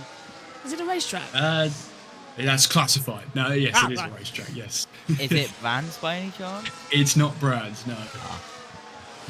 You did tell me, but at 5 a.m. in the morning, I can't remember where you told me. I won't worry about it. But yes, Sergio Perez chasing down Fernando Alonso. Sainz with the new fastest lap, 121.078. He's loving life out there. Is Carlos Sainz. It's currently a smooth operation. Here comes Perez though on Alonso. Round the outside. Oh, he's gone to the inside actually. And Alonso didn't fight him. Now that tells me that Alonso is saving the tyres. Perez goes through. Yeah, smart from Fernando. He realises he doesn't need to battle a Red Bull. That's not his fight today. He knows there'll be opportunities later on in the race. I'm not usually a praying man, but if you're out there, please save us from a Red Bull victory, Superman. I want Leclerc or Piastri to go into the side of Perez. Anyone who gets the Simpsons reference at 4:40 in the morning, you're a star. I know. Let's have a look at Checo. Checo went through Alonso like he was just standing still. Watch this, ready? In the draft, ready? He let him through. He did, yeah, he pulled out. Okay, that was, I'm right. I will remain validated with my own point here. And Albon pits, and that allows Hülkenberg and Magnussen through. So Albon, who spent 20 laps on those hard tyres, now boxes. Now that's interesting because Piastri is on 19 lap-old hards. Leclerc is on 18. We'll take a look at the battle screen here to show you for the first time today. Now look, hard tyres for Sainz, 11 laps. 18 laps for Leclerc. 19 laps for Piastri. Norris is on 14. Perez is on 13 lap-old hards. And, well, actually, Stroll's done 20. Magnussen, 20. Ricciardo, 22. Same as Zhou. So they can go longer. So Albon boxing and changing tyres to a brand new set of hards this early is not concerning, but interesting. It really is interesting that he would choose to go like that this early. So there's Zach Brown. Oh, yeah, no. Piastri swapped positions. Whoa! McLaren in Australia doing controversial decisions, and Oscar Piastri lets Lando Norris through. This means that Piastri and Perez can crash. Can I just say something? Has Zach Brown got a death wish? But he once won £3,000. Yeah, he has just made a British driver overtake an Australian driver at the Australian Grand Prix. Yeah, Josh, he's not going to care because Norris was half a second quicker than Piastri on that last lap. He's not going to care. He's looking at the numbers. But look at the fans. They're like, what happened there? Something tells me he's going to find a Huntman spider in his shoe tonight. Watch it, Zach Brown goes to the toilet because he might not get back out again.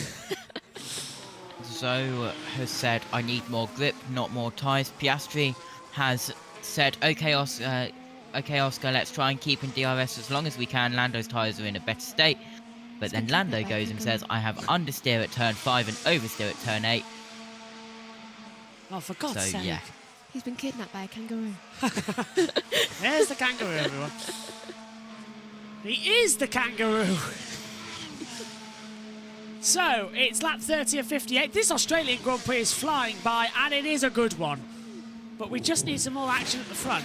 And now, anyone on the hard tyres can now pit between lap 33 and 39. That's the pit stop window. Which will put Alonso into the net lead of the race. If they want to put Perez on mediums to the end. If I was Alonso, I'd box soon for a brand new set of mediums. What are you thinking, JT? Whatever has happened to Daniel Ricciardo, I don't know. Norris. Okay, Lando, I know you are, but we want to try and get up behind the perch. I think that's what you want about JT, about the oversteer and understeer. And Danny Rick pits, and Josh T, you know why? I have no idea what's happened with Danny Rick, but he said 2 words on one of his radios. Oh, bleep. That was like a lock-up then. And now he's boxed for hard tyres. Brand new set of hard tyres and drops behind Ocon. Ricciardo goes to last in this Grand Prix. Sergio Perez, the front left is starting to open up. Is it me or is Ricciardo a bit slow at the exit of that first corner? New tyres. Yeah, it wasn't too great there, was it? Lots of drivers have been struggling with getting the tyres up to temperature just straight out of turn 1. You're spat out of the pit lane straight into a medium speed corner, which is never ideal. So it's something to be aware of. If you're trying an overcut, you've really got to be careful of that. But Sainz has built up a 7-second gap over Charles Leclerc. 2 seconds, let's hear from Max. The lights went off, the right rear brake just stuck on, and it just, of course, the temperature kept on increasing. So it was also basically driving with a handbrake on, and that's why already I felt that the car was really weird to drive in some corners.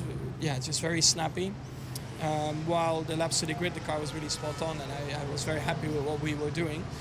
But yeah, it explains that if a brake is stuck on, that doesn't help. That was from the lights on the grid, you say? Yeah, as soon as the lights went off, you accelerate and you could see one brake, the right rear brake, just stuck on. Have the team been able to have a look at it yet and see if there was anything stuck there? Or it's too early. They will investigate. And it's not something you've ever experienced before with this car? Not that I know of. I mean, it must have been a long time ago, maybe. All right, thanks, Max. Sorry to see you here now. One, if it happened from the very start of a race, you wouldn't have made a comment about it as soon as you got past. I reckon it started a little bit after the start of a race, because that did not happen at the lights, because you got a perfect start at the lights, so it definitely did not do that. And also, he would not have been able to start. Just want to point out, I've pointed to Megan, Perez, 11 seconds behind Piastri. Alonso moved within a second. Good. I think it's time for something that Fernando knows very well, which is push, push, push. He's saved his tyres, and now it's time for Alonso to release the beast. He's going after Checo. Good. Or is he?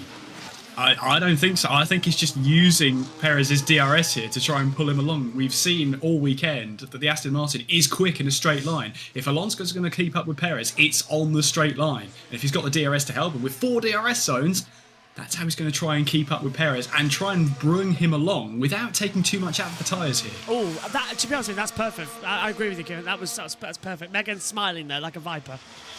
He wants to make Perez use his tyres. Oh, he's making Perez use his tyres? Okay, yeah. By the threat of him being the second. Oh, this Within is good. a second. Yeah. Yeah, this is good. I know where you're going now. I understand you both at 5 a.m. JT? It is time for the GP1 engine and tyres. Yes. No more GP2. It's GP1. Go, go, go. Come on, Fernando. To be honest with you, I'm trying to work out I'm going to look at the screen instead. I'm going to cheat and use the gap. Alonso is 25.4 seconds behind Sainz. If Sainz pits, Alonso would have the net lead of the race. Yes, but he would have much older tyres. That's what we've got to, be prepared for here. It would open up to Alonso having, much older tyres and would probably need to stop again to try and counteract that. So, yeah, it's a gamble here. Aston Martin are gambling on another safety car. That's what they're gambling on here. Absolutely, and have a look at the driver tracker, Josh. I've just noticed, and I've seen it's been noticed in the chat as well. Sainz catching lap traffic of Ricciardo, Ocon, Bottas, and Albon. Now that's going to back him up into Leclerc, and Leclerc's already got problems with Norris and Piastri chomping behind them as well. The two McLarens aren't exactly slow in Australia. So well done to the chat noticing that one as well and alerting us to that. As Alonso and Perez still separated by 7/10 of a second. You can see on the screen alongside us with the intervals. Boy, is this race something. It's getting colder, but it's going to get sunnier soon, so that's fine. Alonso needs to wait to pit. Why wait to pit? He's got the toe here. He may as well. Still needs to wear out his tyres enough. Perez is not his own. Also, he needs to make sure he can last a long time enough that he can go onto hards and be on them for the rest of the race. He saved his tyres an awful lot that he needed to. Here's Lando. Lando wanted to have a go here. Kieran, do you reckon he could get a podium? Well, second place, I mean, or maybe even the win. Is Lando in a position to do that? He's 4/10 quicker than Leclerc on the last lap. Yeah, it's definite possibility here. Closing on Charles Leclerc. I wonder if Charles Leclerc is struggling for tyres. We saw him pit about 4 or 5 laps earlier than anybody else to try and get an undercut. But I think that decision is coming back to bite him now because he's having to struggle with these tyres Leclerc radio. My tyre is not left. I think we cannot wait too much. Okay, copy that. Well, I think you're right, he is. Yeah, spot on, Kieran. Tyres are struggling. He's 24 laps old, hard tyres. Norris is 20. Guess who's faster?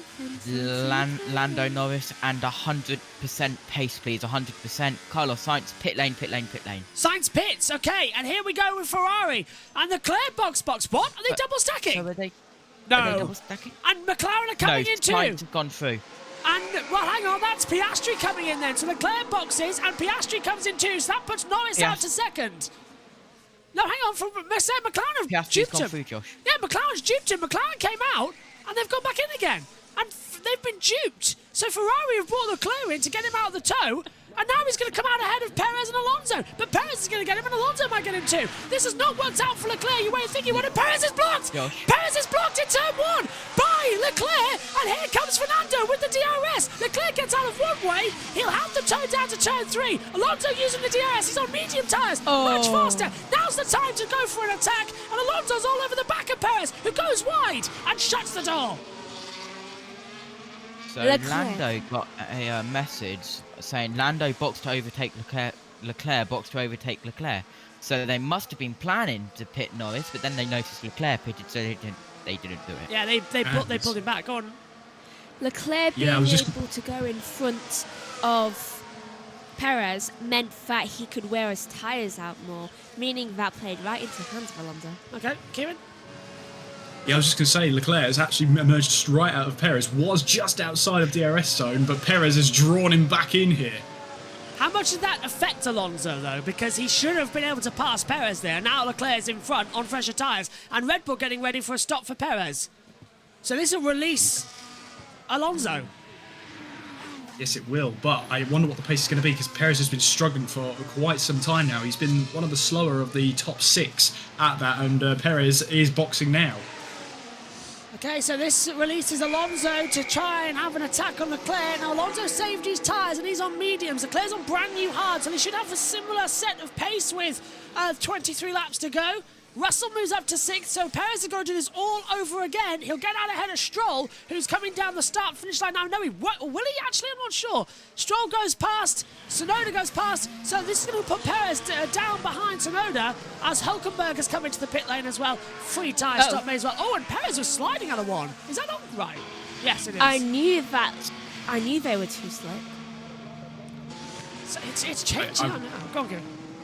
Yeah, I'm seeing here Alonso's strategy. I don't think it's going to work here because he's left himself now on very old medium tyres. How long is that? 19 laps, and problem for Sauber is Zhou. It's happened again. Which side is it? Has he stalled the car? No, it's the rear right has gone. Is the nut again? Can he get a go? Has he stalled the car? What happened there? I don't know, but something tells me All I four should tyres put are on there. Yeah. They were new as well. That was weird. Oh, well, Ricciardo's about to be lapped by Carlos Sainz and has now been lapped. Like, hit it like out on track. Yeah, we can see him on the track now on the driver marker. Driver marker? Tracker. That's the one. Do you know what Zoe has said it's shut off the car, try to fire up. Ah, so that's what happened. It cut down. Megan. Do you know what I think we should call new tyres? Stickers? Shinies. Shinies. All right. Like, do you know, like Clone Wars, YouTube, they're called Shinies? That's actually not bad, but Albon is about to pass here. Oh, and Hulkenberg moving in the braking zone. That's not allowed. He'll get defensive against that. That's not right. The Sonoda boxes moving under braking. Bottas as well to escape the blue flags. Right, watch the tyres then if Bottas actually has a smooth stop, because so far today they haven't had a smooth stop, Sauber. And Albon's on the radio, moving under braking, I bet. That's so dangerous. Yeah. Weaving under braking, yeah. Not allowed. No, it is not. Oh, this race has got a bit of everything. Who would have thought Verstappen would be out of the Grand Prix? I don't know, though. It's certainly brought us all out of our slumber. And Bottas has a problem in the pit lane, by the way. Bottas has a problem in the pit lane. He's now just got going again. Surprise. I did not expect to see a notification saying Carlos Sainz leads Australian Grand Prix after Max Verstappen retired for the first time in 2 years. 15 minutes ago. It was a good one from Max, gotta be honest. This reminds me of this reminds me of the 2019 Austrian Grand Prix. No, correction. This reminds me of the 2018 Austrian Grand Prix, where Hamilton, Bottas, and Raikkonen all retired from the Grand Prix, and it left Max Verstappen leading, and in those days, an unusual winner. Yeah. I think that's where we got the taste. Yeah. Ted says no issue for Bottas in the pits. Excellent. He was just very slow then down there, so must have been the exit clause, and he's come out in front of Bottas. Hang on a minute. I've done a Murrayism there. Bottas has come out ahead of Bottas. Wait. Bottas has come out ahead of Zhou. There we go. That's what I need to go for. You're very tired. I'm running on about... We've been commentating now for around about 50 hours across the last 3 days. I've had a total of 6 hours sleep in that time across it. And this is Bottas' pit stop. It was good for the mechanics, but it was just Bottas that was slow. That's what I was worried about. I don't think I got to sleep until like 1. I told you didn't have enough sleep. Half 1. Look, it was 3.8 seconds. I knew it was slow. I just couldn't get comfortable. I literally flipped my position so much. I was going from that side to that side, honestly. And you know me, I actually have to get up to change which way I'm going to lay down. It's hard tyres, by the way, for Bottas. Go on, JT. On the radio, Oscar Piastri had a box, but then the mechanic said, stayed out. Stroll's past Gasly for an overtake on track. Yeah, Piastri here. 4 we seconds. might see what happened to him because he's had a slow lap. It's a lock-up into the penultimate corner and he's gone onto the grass. That'll be why he set a 25.2 on the last lap. And the gardeners are all out to get him now. Well, at the moment, he's going to make Australian Grand Prix history because Danny Ricciardo finished second in the 2014 Australian Grand Prix, but was later disqualified from the race for a fuel sensor issue. And after that, he matched 4th place, which is where Mark Webber finished most of all. And right now, Oscar Piastri in 3rd place is the highest ever Australian Grand Prix driver on the podium. But he's in the pit lane now. And he nearly hit the wall in the entrance of the pit lane. Those rear tyres are dead, and he's locked up! Oh. Come on, Oscar. Wait, why are they out? They have to remove them just in case, and there's always someone in the pit lane. Slow stop, front left! Giving Alonso way in. Alonso, yeah, he does. Alonso goes 5th, and now he's going to get ahead of Russell. Where's Russell? There he is. Where's there? Oh, hang on, there's Lando. Box for Lando. Oh, okay, so this is going to put Leclerc in trouble now. So Leclerc's going to go up. A virtual safety car now would be nice. But what are they doing here, do you reckon? Is this going to be softs? I would say softs with 18 to go. Or medium. You said medium. No, I think it'll be mediums if that is the case. But they put Piastri on hard tyres, so they want him to push hard. They don't want to be worried about any tyre issues towards the end of this race. They're happy for Piastri to just push hard. Alonso, meanwhile, is on 20-plus old medium tyres. So Piastri here is going to close in on Alonso at a rate of knots. Carlos Sainz leading the way. Charles Leclerc, who's been struggling for multiple laps now, gets himself onto a brand new set of tyres, is the fastest man out on track, and they're preparing the pit lane for McLaren for Norris. And as JT says, it's hard tyres. Scrubbed set as well, scrubbed hards. So that's another set of scrubbed hards he's got. He's had no new ones. So he started on mediums, he's gone medium, hard. Alonso needs to That's the strategy I expected, to be honest. Medium, hard. And away he goes. Now, is Alonso going to come in? He needs to pit now. Well, there goes... No, he doesn't. Oh, that's bad. He needs to pit, though. Oh, Sainz, box. Well, he may as well, because he's got... Oh, hang on a minute. It's a 26-second stop. So we've got Sainz and Leclerc going to come out together with Norris there too. We have a scrap for the win in Australia. This is suddenly coming to its own, a three-way fight. If Alonso wants to win at all, he needs to now. hit now. Yes. Carlos going new hards. Right, so that is an interesting one. So they're all going to be on similar tyres. They've done one lap. Lando's tyres, by the way, one lap, according to the driver tracker we've got up here in the comms box. So Sainz is into turn 14 now, and Sainz is in the pit lane. We ride with him. Leclerc, as you can see, is coming down behind turn 11. And this must be opportunistic for Sainz. Don't screw it up, Ferrari. Come on. Right, in. Jack. 4. Go. Good. 2.6. Go.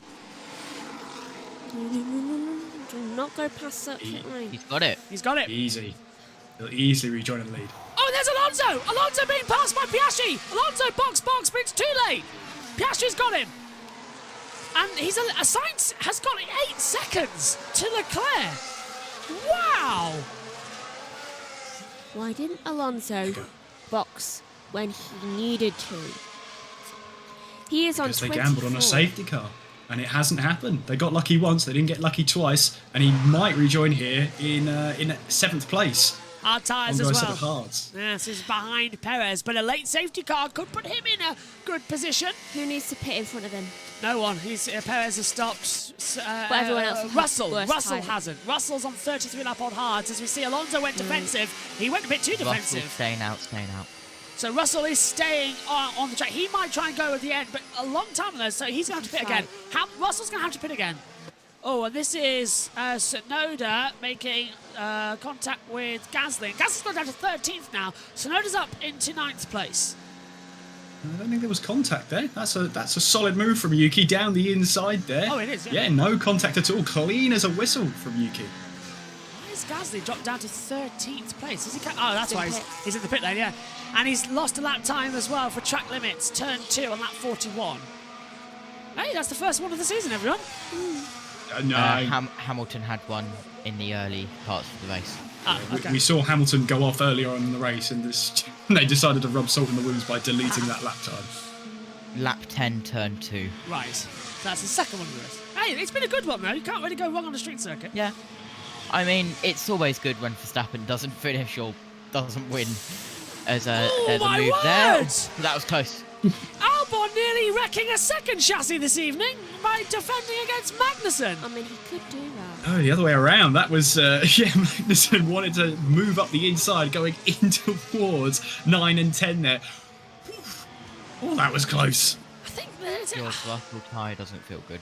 Oh, right. So, okay. Well, he's on 34 lap old tyres and he's still not boxed. He's gone on for another lap. So, I presume it'll be box soon for Russell because he's only got Perez behind him, and Perez is on 7 lap on hards, and he's catching him at a rate of 0.2 a sector. So yeah, Magnussen's set a 17.5 middle sector. Sainz, however, fastest sector 1 of anyone, a 27.993. But it's Russell tyres are feeling good.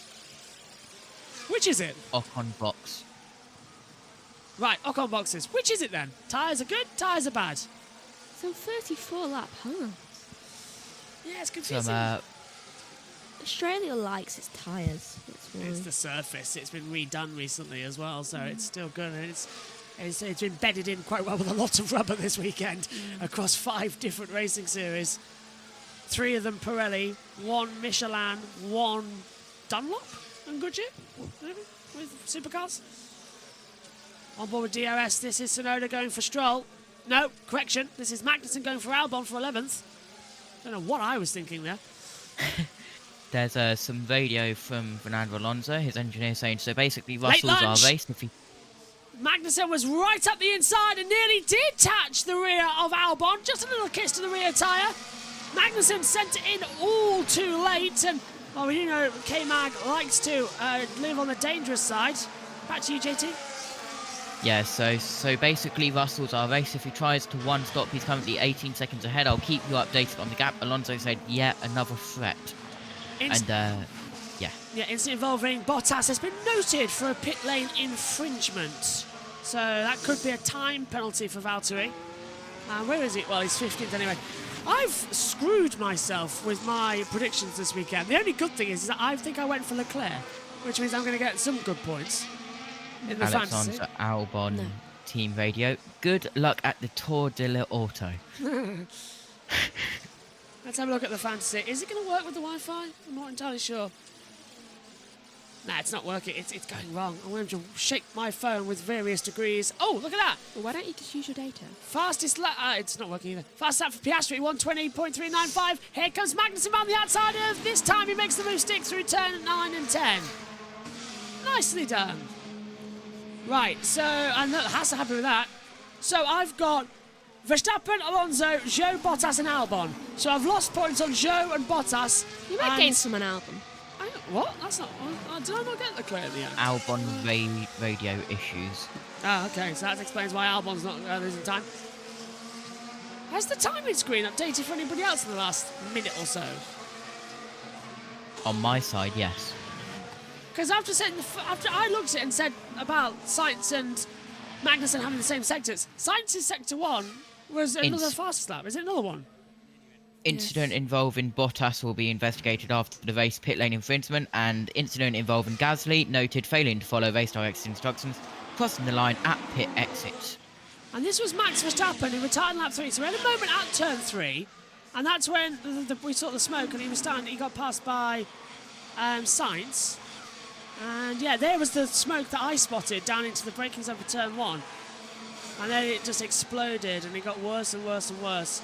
And here's the explosion, JT, that you want about. Bang! In the pit lane. That shook his car. It was a complete brake destruction. Look at that. Total failure. Yeah, rear wing as well. As into the pits, we've got George Russell, Josh.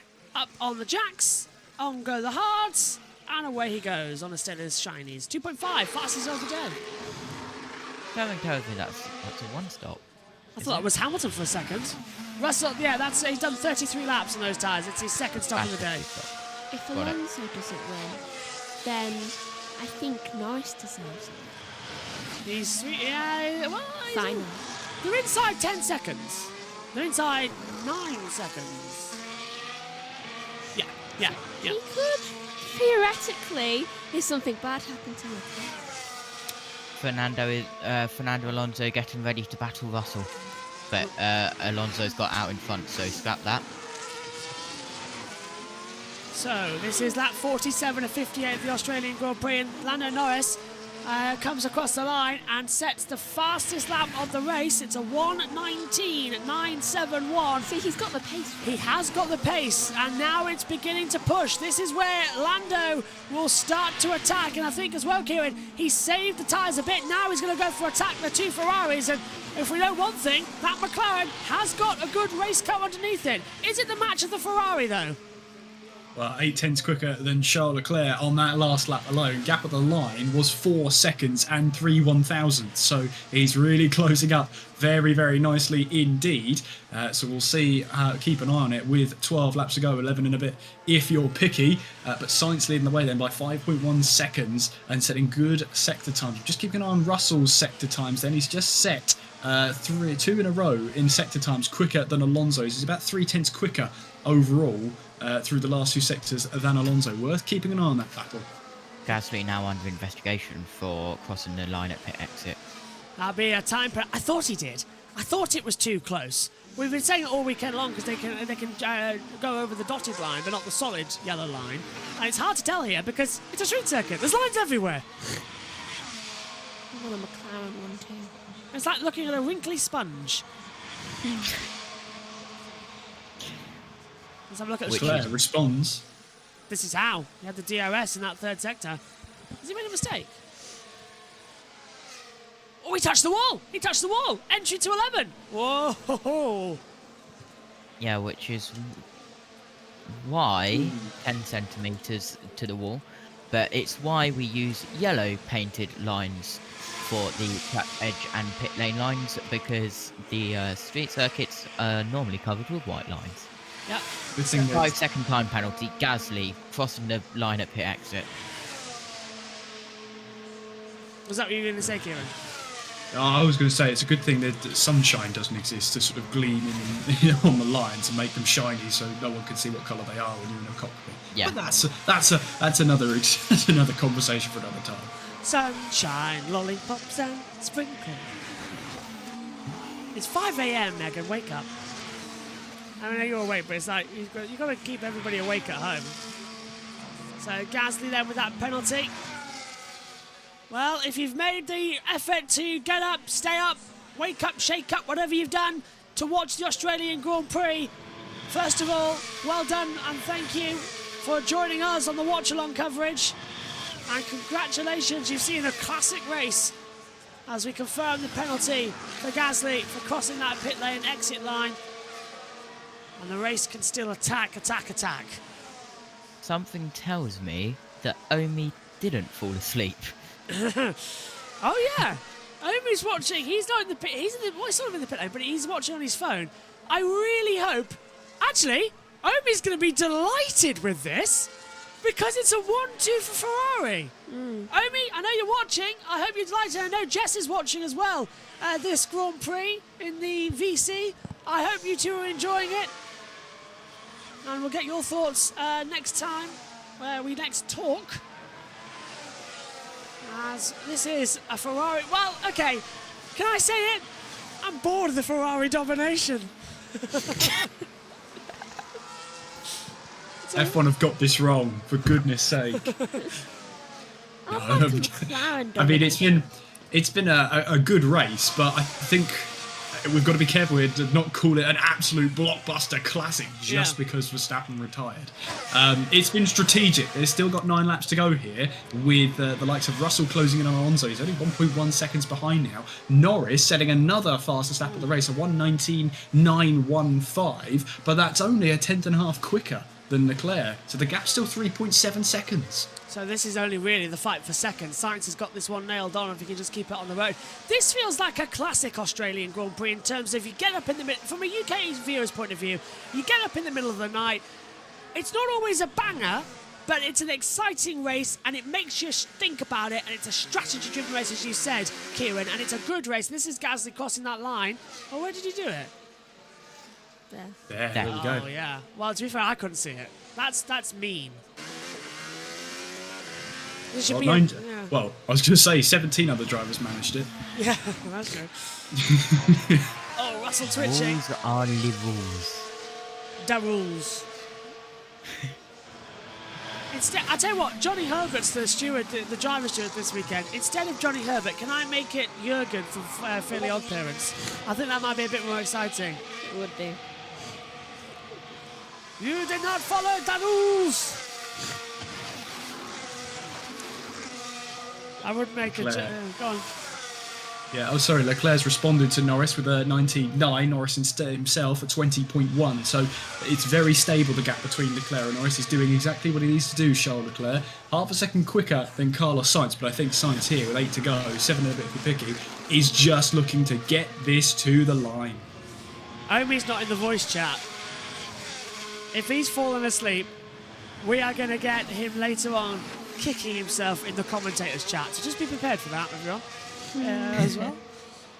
And Ferrari fans are loving this. Oh, that's creepy. Do you know? If Michael Schumacher called. He wants the 2001 Malaysia Grand Prix back.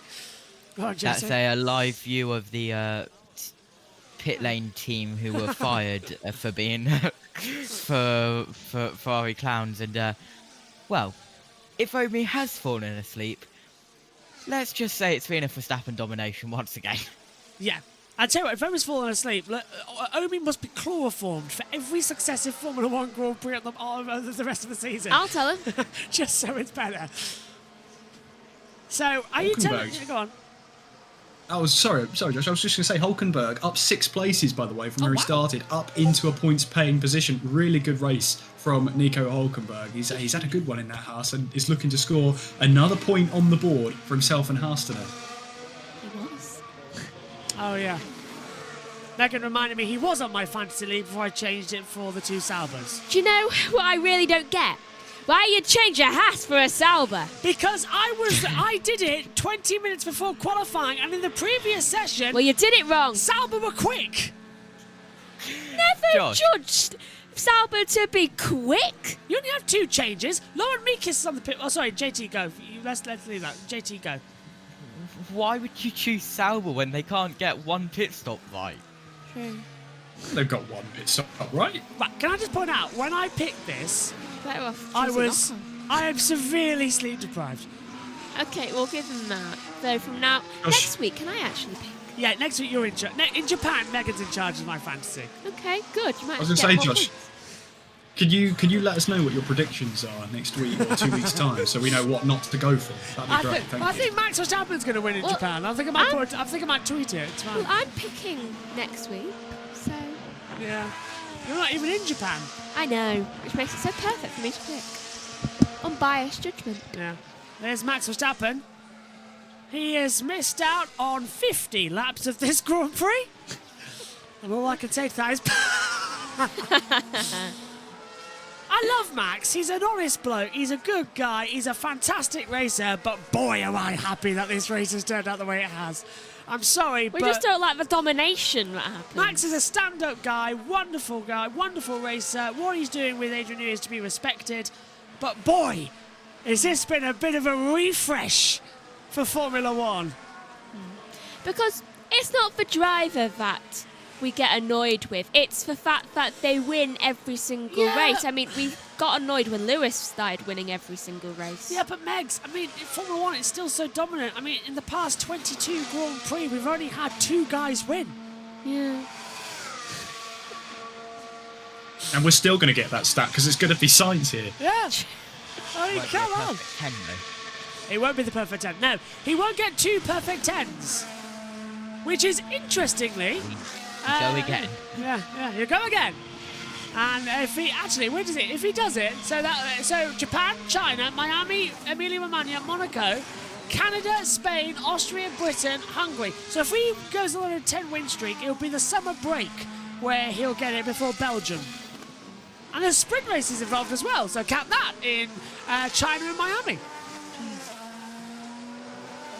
Well, it's Sainz here looking for win number 3 in Formula 1, which is, I think that's a bit mad to say, because it seems like Sainz should have maybe a couple more than 3, but definitely on for a hat-trick of victories in Formula 1. And based on the fact of what's happened in the last 2 weeks, his appendix surgery, the fact that he's jumped back into the car after missing 1 race, like he's never been away. In fact, even better than that, he seems to have taken himself even a step further. I don't know how much an appendix weighs. It must be about 1/10 of a gram. But whatever he's done, whatever's the recovery procedure, has helped him a boatload. He's been magnificent this weekend.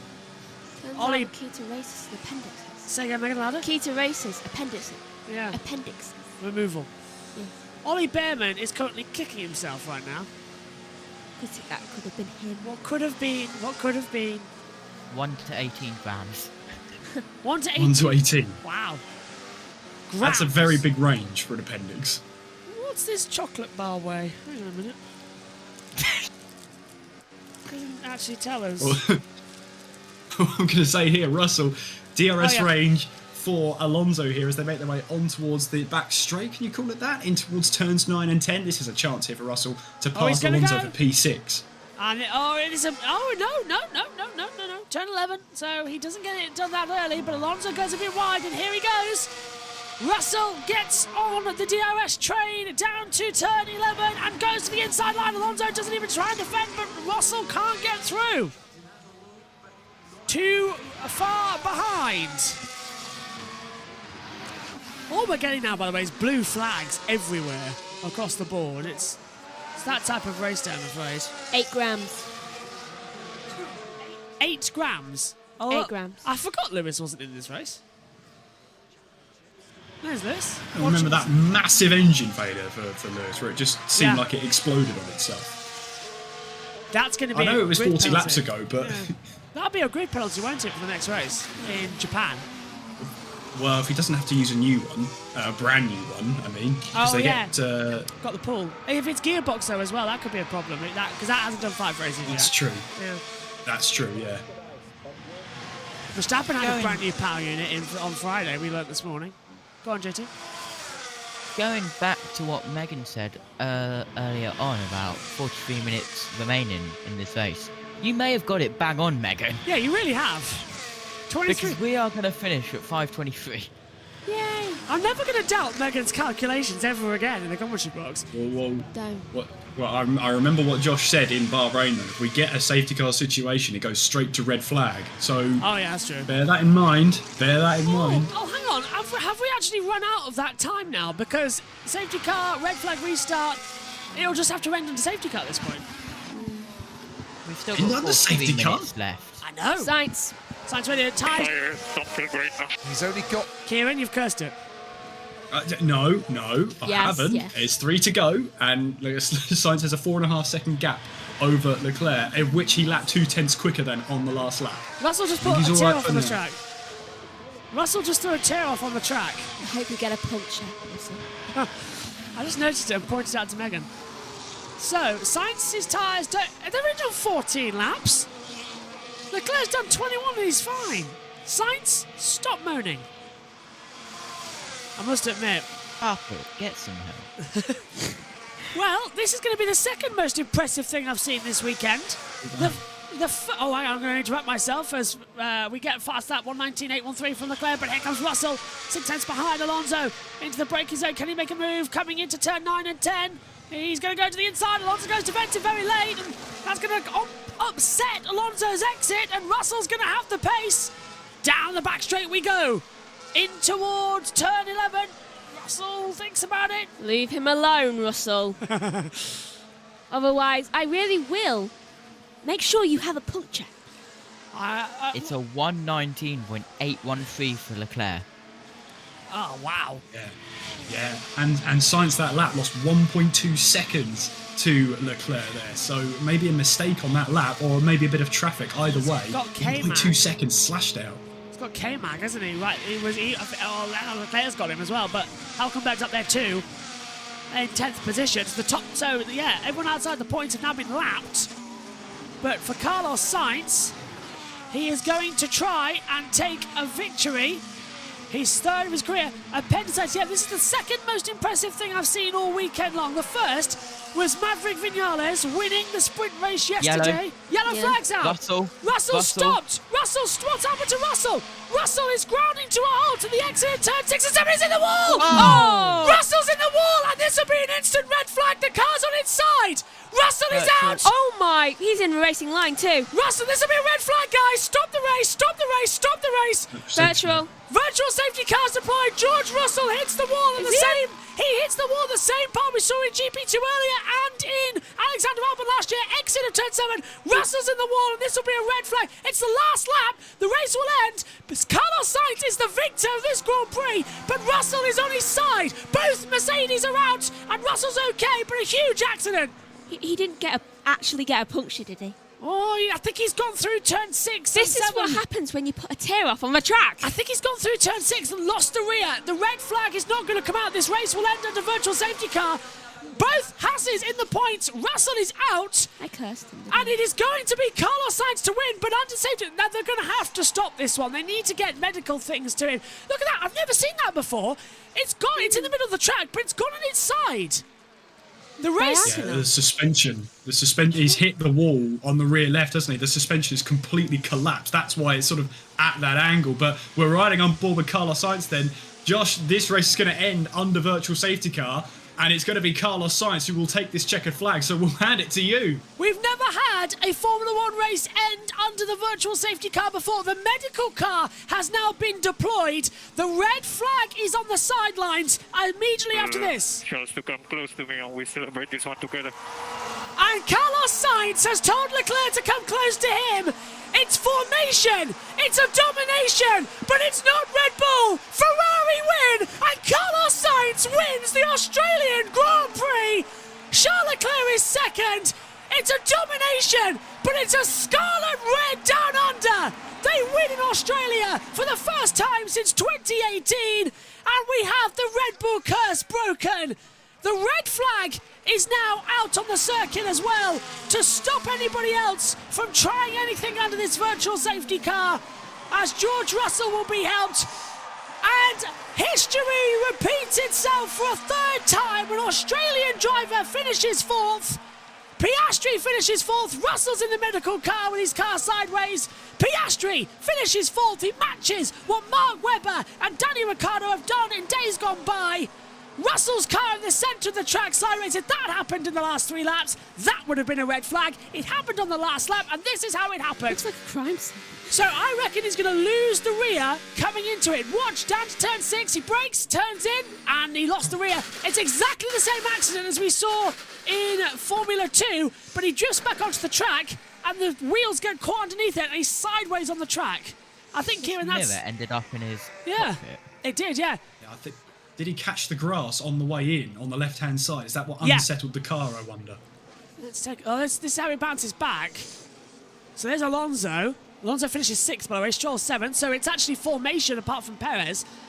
That's a nasty one. I'm very glad they threw the VSC quickly. I was going to say throw the red flag immediately because that was in the firing line of one of the fastest parts of the track. He was sideways. That would have been... If someone had hit him, that would have been him gone. No doubt, it would have been square on. So they threw the safety car immediately, the virtual, and they should. It should have been red flag. They have put the reds out on that part of the track, though. We have it. Yes, we have it. P1, baby, P1. So, baby shark move. Good job, Carlos.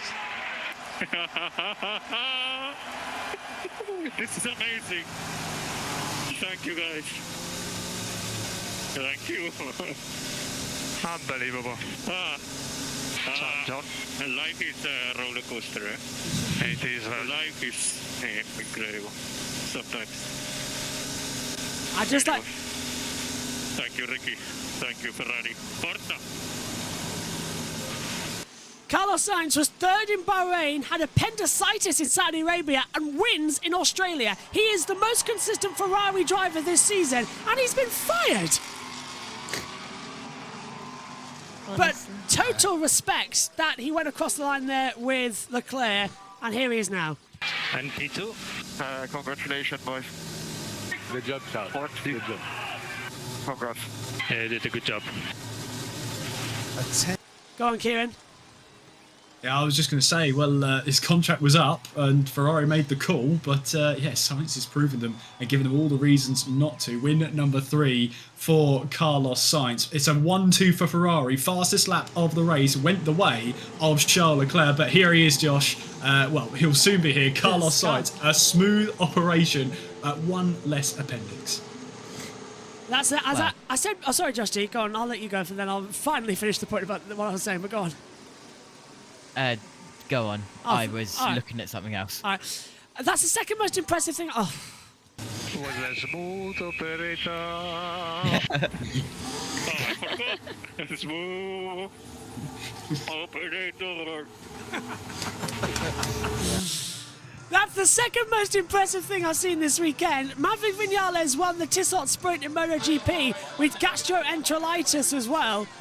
And he was really ill, really ill, and he won it. And now Carlos Sainz, 2 weeks after appendicitis surgery, racing with a bit of sponge strapped to him to make sure nothing moves around in the car, wins and dominates the Australian Grand Prix. A driver who's been fired from Ferrari, effectively, not renewed on the contract, as Kieran said. And he has now won the last 2 races for Ferrari. He's the only man to defeat Red Bull in over 2 seasons. And Charles Leclerc hasn't won since Austria 22. And They got rid Sainz of has the won wrong man. 2 races. Yeah, they really did. Incredible radio message from Carlos Sainz as he jumped out the car. He says, the appendix is just 1, not 2. Can repeat. Yeah, maybe I operate again, see if there's another one out there. No, I need to get out of here. And look, he's not jumping out. He's in pain still, isn't he, Kieran? And it's going to take him a while. Oh. But he's done it. There won't be any jumping. But look at that. He wins. And I think I am so proud of that boy right now. Carlos Sainz wins for the 3rd time. He is a 3-time winner in Formula 1. Wow. Amazing. What a weekend for Carlos Sainz. What a 2 weeks it's been for Carlos Sainz. As he's actually been called back to the weighbridge just to make sure everything is all in check. But he wants to celebrate with his team first. And why not? What a brilliant result. A Ferrari 1-2 as well. And I can't believe the most shocking thing of the weekend is not Verstappen retiring. It's the fact that Carlos Sainz forgot his own song. He did. He forgot it. But Carlos Sainz celebrates with the team. We've done a wonderful job and have provided him with a wonderful motor car. Ferrari win in Melbourne for only, are you ready for this, the 4th time. Here's Fred Vasseur. Oh, it's a good feeling for the team, good feeling for Carlos. And the 1-2, it's okay. The race was a bit strange, but I think it's a good one that we were there from the beginning of the weekend. We missed a little bit the quali, but the race pace was okay, and so that I think it's a good step forward. Thank you. We'll speak to you later. Congratulations. Enjoy the podium, Fred. We're going to hear from the top 3, so I know Kieran and Megan are going to disappear from us as well, so I want to ask Kieran, what did you make of this Australian Grand Prix? Well, I think it was good. I enjoyed it. Plenty of strategy out on display. Shame about the last lap battle, of course, but I enjoyed it. A deserved winner, and yeah, let's do it again in 2 weeks. Absolutely. Japan next as well. That's going to be a classic. Megan, what did you make of this race? Worth getting up for? Definitely worth getting up for, and I definitely think Carlos Sainz should keep that sponge with him at all times. Yeah, the lucky sponge. Well, thanks to Kieran, thanks to Megan. You two can now dive off and run off, and I'll go through the race results as well. Carlos Sainz wins with Charles Leclerc second. A Ferrari 1-2, the domination we weren't expecting today. And it's 3-4 for McLaren as well, with Lando Norris ahead of Piastri. Perez is 5th, Alonso 6th, Stroll 7th, Tsunoda 8th, Hülkenberg 9th, and Magnussen rounds out the top 10. 11th for Albon, just outside the points, and then it's Ricciardo, Gasly, Bottas and Zhou, Ocon 2, out of the race, Russell, Hamilton and Verstappen, as Günther Steiner will host the post-race interviews. The race winner, I think it is.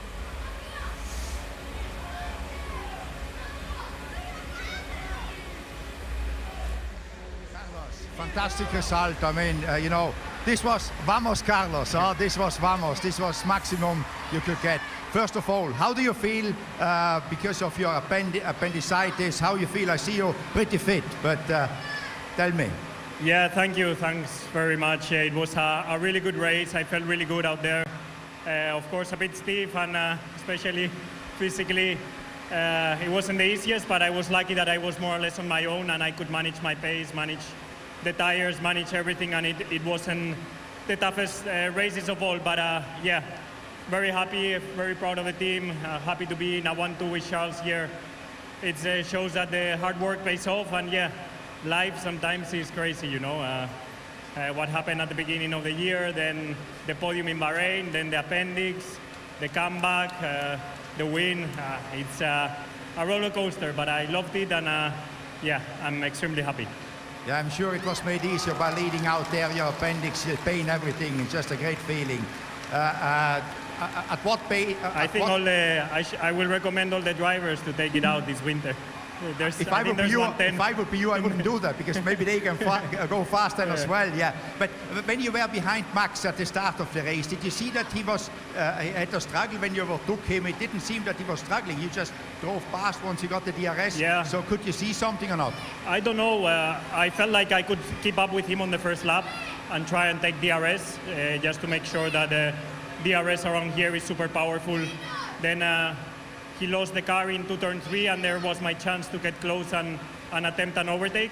And then as soon as he was behind, I think he started struggling with the brakes, and that was it for him. A pity, because we would have had, I think, a very good fight for P1 today. But, I'm happy to take the win. He's had plenty of them, so yeah, happy to be back here. Absolutely, you won the race. He didn't lose it, you won it, So at what stage did you know that you are out there to go and win it? I think from lap 2, when I was leading, I said with the pace I had yesterday, I knew I could get it done. Especially in clean air, manage the tires. I could get it done. Then obviously the risk of safety car and red flag here was always in the back of my mind. But luckily it was a clean race, and not too much happened. Obviously sorry for George there at the end. It looked like a big one. I hope he's okay. And yeah, I could finish the race, win it, bring it home. A great feeling. I'm sure you go out and party with the Ferrari guys after this 1 and 2. Congratulations again, Carlos. Thank you. Congratulations.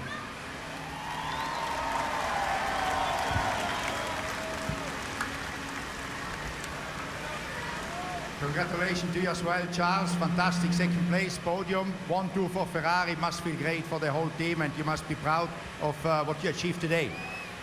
Yeah, it feels good mostly for the team, of course. I mean, first and second didn't happen since Bahrain 2022, which are very good memories we have, and it's amazing to be able that we can do that. Carlos has had an incredible weekend to come back after his surgery. He's done an amazing race.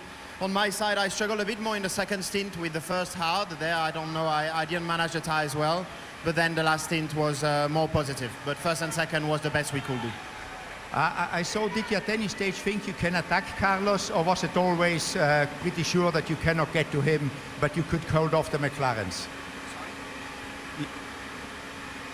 At any stage, did you feel that you can attack Carlos, or was he too far ahead? Not really, because in the first stint we had to protect behind, so we had to stop a bit earlier, and then from that moment onwards, Carlos was very fast, and with my tires I was struggling. So I think that as soon as we stopped at the first stop, then for me it was clear. But again, Carlos has done a better job all weekend. So I mean, at least from qualifying to the race, and he definitely deserves that victory. So I'm really happy for him. I'm really happy for the team. It's really good points.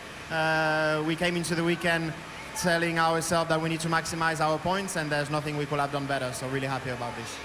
I wish you a nice evening partying with the boys. I wish you a good evening partying with the boys. Thank you. Thank you very much. Thank you.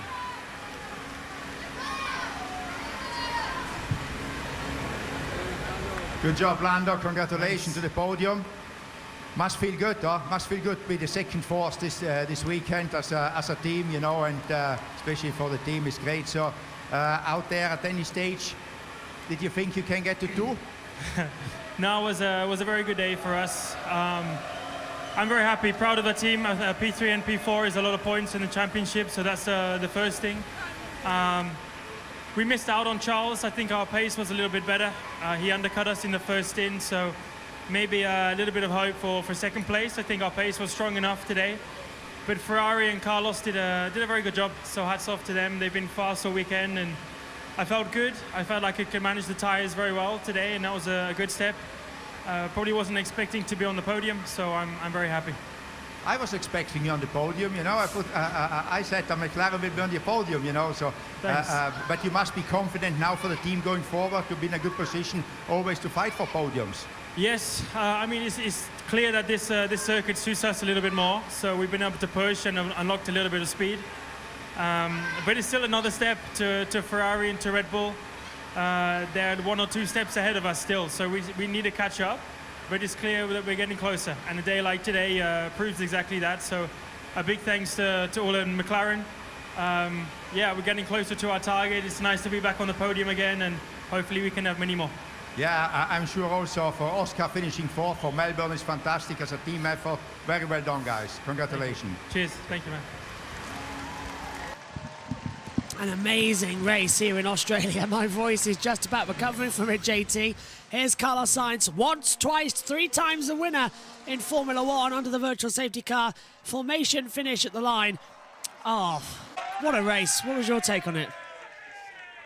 It was an absolutely incredible race. Ferrari won 2, McLaren 3, 4, Aston Martin 6, 7, Haas 9, 10. It's so weird. Sauber 14, 15. It's such a weird race. And technically you can say Williams 11 as well because they had 1 car in the race. Yeah. So, but yeah. It's a Alpine sandwich with Sauber 13th down to 16th. I've got a feeling Carlos is just going to take it easy there. But Max Verstappen not finishing, blowing up the rear bike. Oh, what have you noticed? Turn 6 incident involving Alonso, and Russell noted it's good job that... yes. And it's now under investigation. It's good job that Megan isn't here. Now, I did think, did Alonso brake test him a little bit, and that's what caused the problem. So, what have they noticed that we haven't? It was a very glitchy camera as well. I want to take a look at it. There's actually they put double yellows out that sector of the track, so they're just recovering a bit more of that. So, and on the driver tracker, yes, I don't know if it's just me, but Hulkenberg is stopped in between 12 and 13. Yeah, I've got the same thing. I'm seeing the same thing on my monitor. Hulkenberg stopped. Here's the top 3. Oh, hard to prove. 3 laps I saw the grinding. I was like, it's okay. I'll bring it back. Oh my God. Oh, with these tires, you never bring it back. I never bring it back. No. I did 15 laps.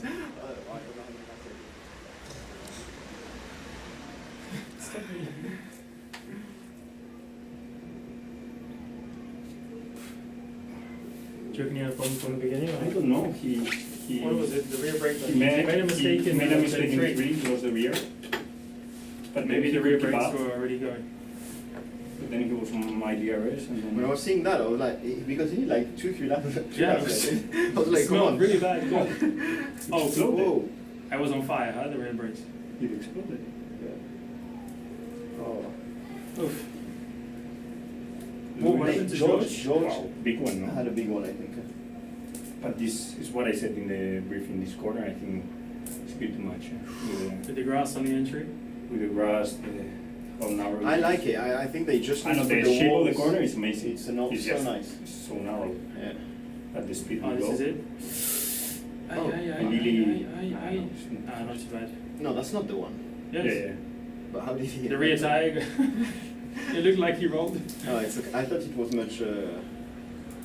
I told Ricky to come next to me. There's the top 3 we were waiting for. Didn't actually see the crash there from Russell, which was a tiny bit bizarre, but hey ho. So, if you've woken up on this Sunday morning watching the Australian Grand Prix, you are not going to hear the national anthem of Formula One, which is the Dutch and Austrian. You're going to hear an old classic, the Spanish national anthem, and the good old favourite, Italian national anthem is going to be played.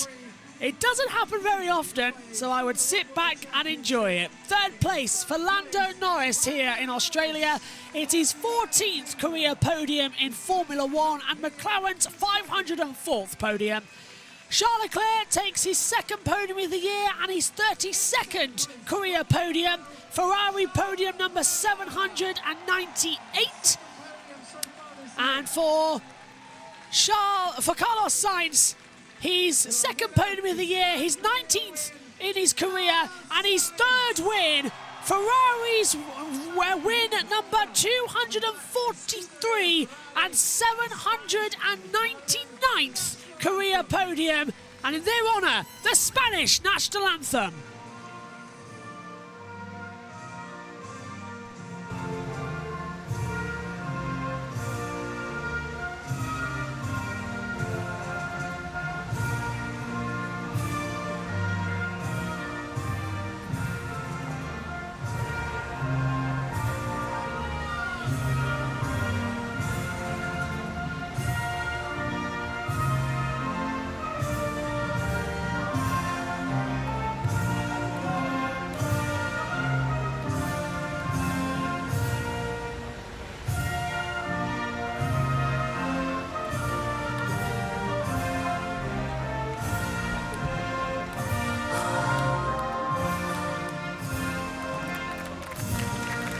And now for everyone's favourite, it's the Italian national anthem for Ferrari.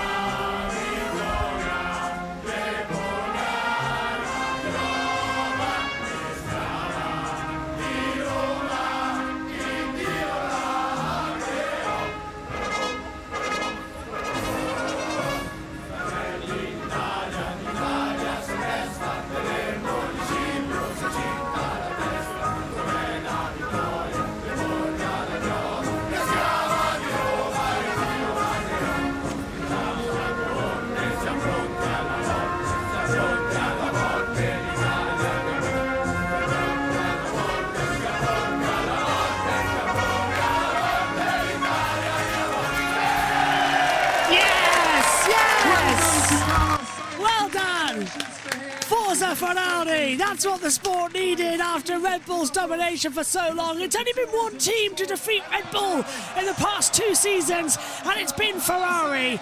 Carlos Sainz, appendicitis or not, wins the Australian Grand Prix in superb style. And he's only the 3rd person to get a medal. The medal will be presented to him, a gold medal for Carlos Sainz. It's weird not seeing it around Max's neck, to be fair. And it's weird not seeing Mohammed present it. It's not. Mark Webber, who was 4th here in Australia before, has been on this podium back in 2002 when he finished 5th. Him and Paul Stoddard came on and celebrated. Ferrari get their win in Formula 1. Charles Leclerc gets 2nd place. The chairman of the Australian Grand Prix Corporation, Martin Pollock, will present the trophy. The Jack Brabham steering wheel trophy, though, went to Carlos Sainz. Lando Norris finishes in 3rd place. Andrew Fraser, the president for Motorsport Australia, paints it. And I tell you what, never will a podium feel more sweeter. After an amazing weekend here in Australia, the drivers have been absolutely fantastic. And now, it's champagne time! Formula 1 has returned to high glory. You can't say it was a great race because Max Verstappen failed to finish. What you can say is that Carlos Sainz won the race. He overtook Verstappen on the track, then Verstappen retired, and then it was a cat and mouse game between Ferrari and McLaren. It was between Sainz, and then it was between Leclerc, Norris and Piastri. Carlos came out on top. The man who's been let go for Ferrari is the only winner in 2 seasons, and currently the only man in Formula 1 outside of the Red Bull to defeat them. Carlos, you are flying. I'm a little bit concerned. Lando Norris with a champagne bottle next to the Jack Brabham trophy. Yeah, don't you dare. He's stepping on his nose, that's all right. And now they're all covered in confetti for the photo. Well done, everyone. It's time for the photo, yeah. Come on, get your trophy. It's all part of the fun. What a race. What an absolutely... Get yourself together, come on. What a race here in Australia. And it's 2 weeks' time until we do it all over again at Suzuka in Japan, earlier than normal. What on earth are we going to expect there? The championship hotting up like crazy. If you've woken up, well done. Pinch me. Did I really just see that? Here's your race results then once again. Sainz, Leclerc and Norris, the 1, 2, 3. Then it's Piastri, Perez, Alonso, Stroll, Tsunoda, Hulkenberg, Magnussen the top 10 in the points. Albon, Ricciardo, Gasly, Bottas, Zhou, Ocon and Russell out of the race in the last lap, followed by Hamilton, Verstappen. Both Mercedes retiring, along with Red Bull and Verstappen. There are only retirements from this Grand Prix. Yeah, funny that, isn't it? We take a look at what the Drivers' Championship used to look like, and then you take a look at what it becomes now. By pressing this magic button, we'll get to see the championship order right now on the window. Verstappen leads the championship. He's on 51 points, but Charles Leclerc moves up to second on 47. He's a point clear to Sergio Perez, who's on 46. Sainz has 40. Piastri on 28. He's a point clear of Norris on 27. Alonso stays where he is with 20 points now on the board. Russell moves down 4 places on 18. Hamilton doesn't score any on 8. Stroll moves up to 10th on 7. Sonoda 4. Hülkenberg on 3. Magnussen on 1. And don't forget, also slotting into position there would also be the 10 points in 9th place for Ollie Behrman. So puts Hamilton in 10th with Stroll 11th, falling down the order. The Constructors' Championship sees Red Bull leading by 97 points. Ferrari 93. McLaren on 55, Aston Martin 27, Mercedes score le point here, and plus Aston then go 1 point ahead. RB and Haas level on 4, those 4 points coming all from Yuki Tsunoda, none from Danny Ricciardo. Shows you how much he should be really in Formula 1. Williams, Kick Sauber and Alpine are out of the running order.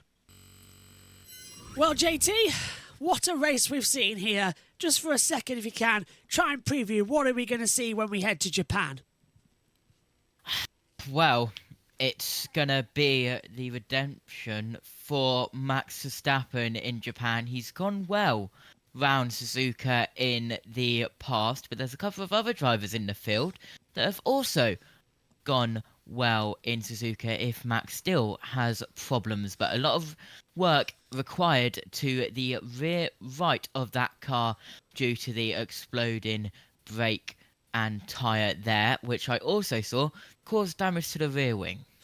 We'll be in Japan next weekend, but not for Formula 1, for Formula E. The Tokyo E-Prix will be next week, along with NASCAR as well with their race. And then 2 weeks' time, we kick off the Japanese Grand Prix for Formula 1. And again, another NASCAR to throw into the mix as well after the cancellation of the MotoGP race. MotoGP is our next focus of attention. We've got MotoGP warm-up, and then we'll have the streams put up for Moto3 and Moto2's Grand Prix from Portugal. Then we'll also have coverage for you for all of the action from the Grand Prix for this one, and then it'll be over to IndyCar for the $1 million challenge at Thermal Club. Jackson Ambrose is trackside for us as well in the pit lane, and in the commentary box it'll be myself, Adam Limerick and Josh T, and then NASCAR, where we'll also be on USON for that one as well, and we'll be covering that alongside myself. Matt White will make the trip over as well, and intermittent stages will have Josh T and Adam swapping over in the box. Ferrari are dominant here in Australia. Red Bull lick their wounds and Max Verstappen gets the fire extinguisher out.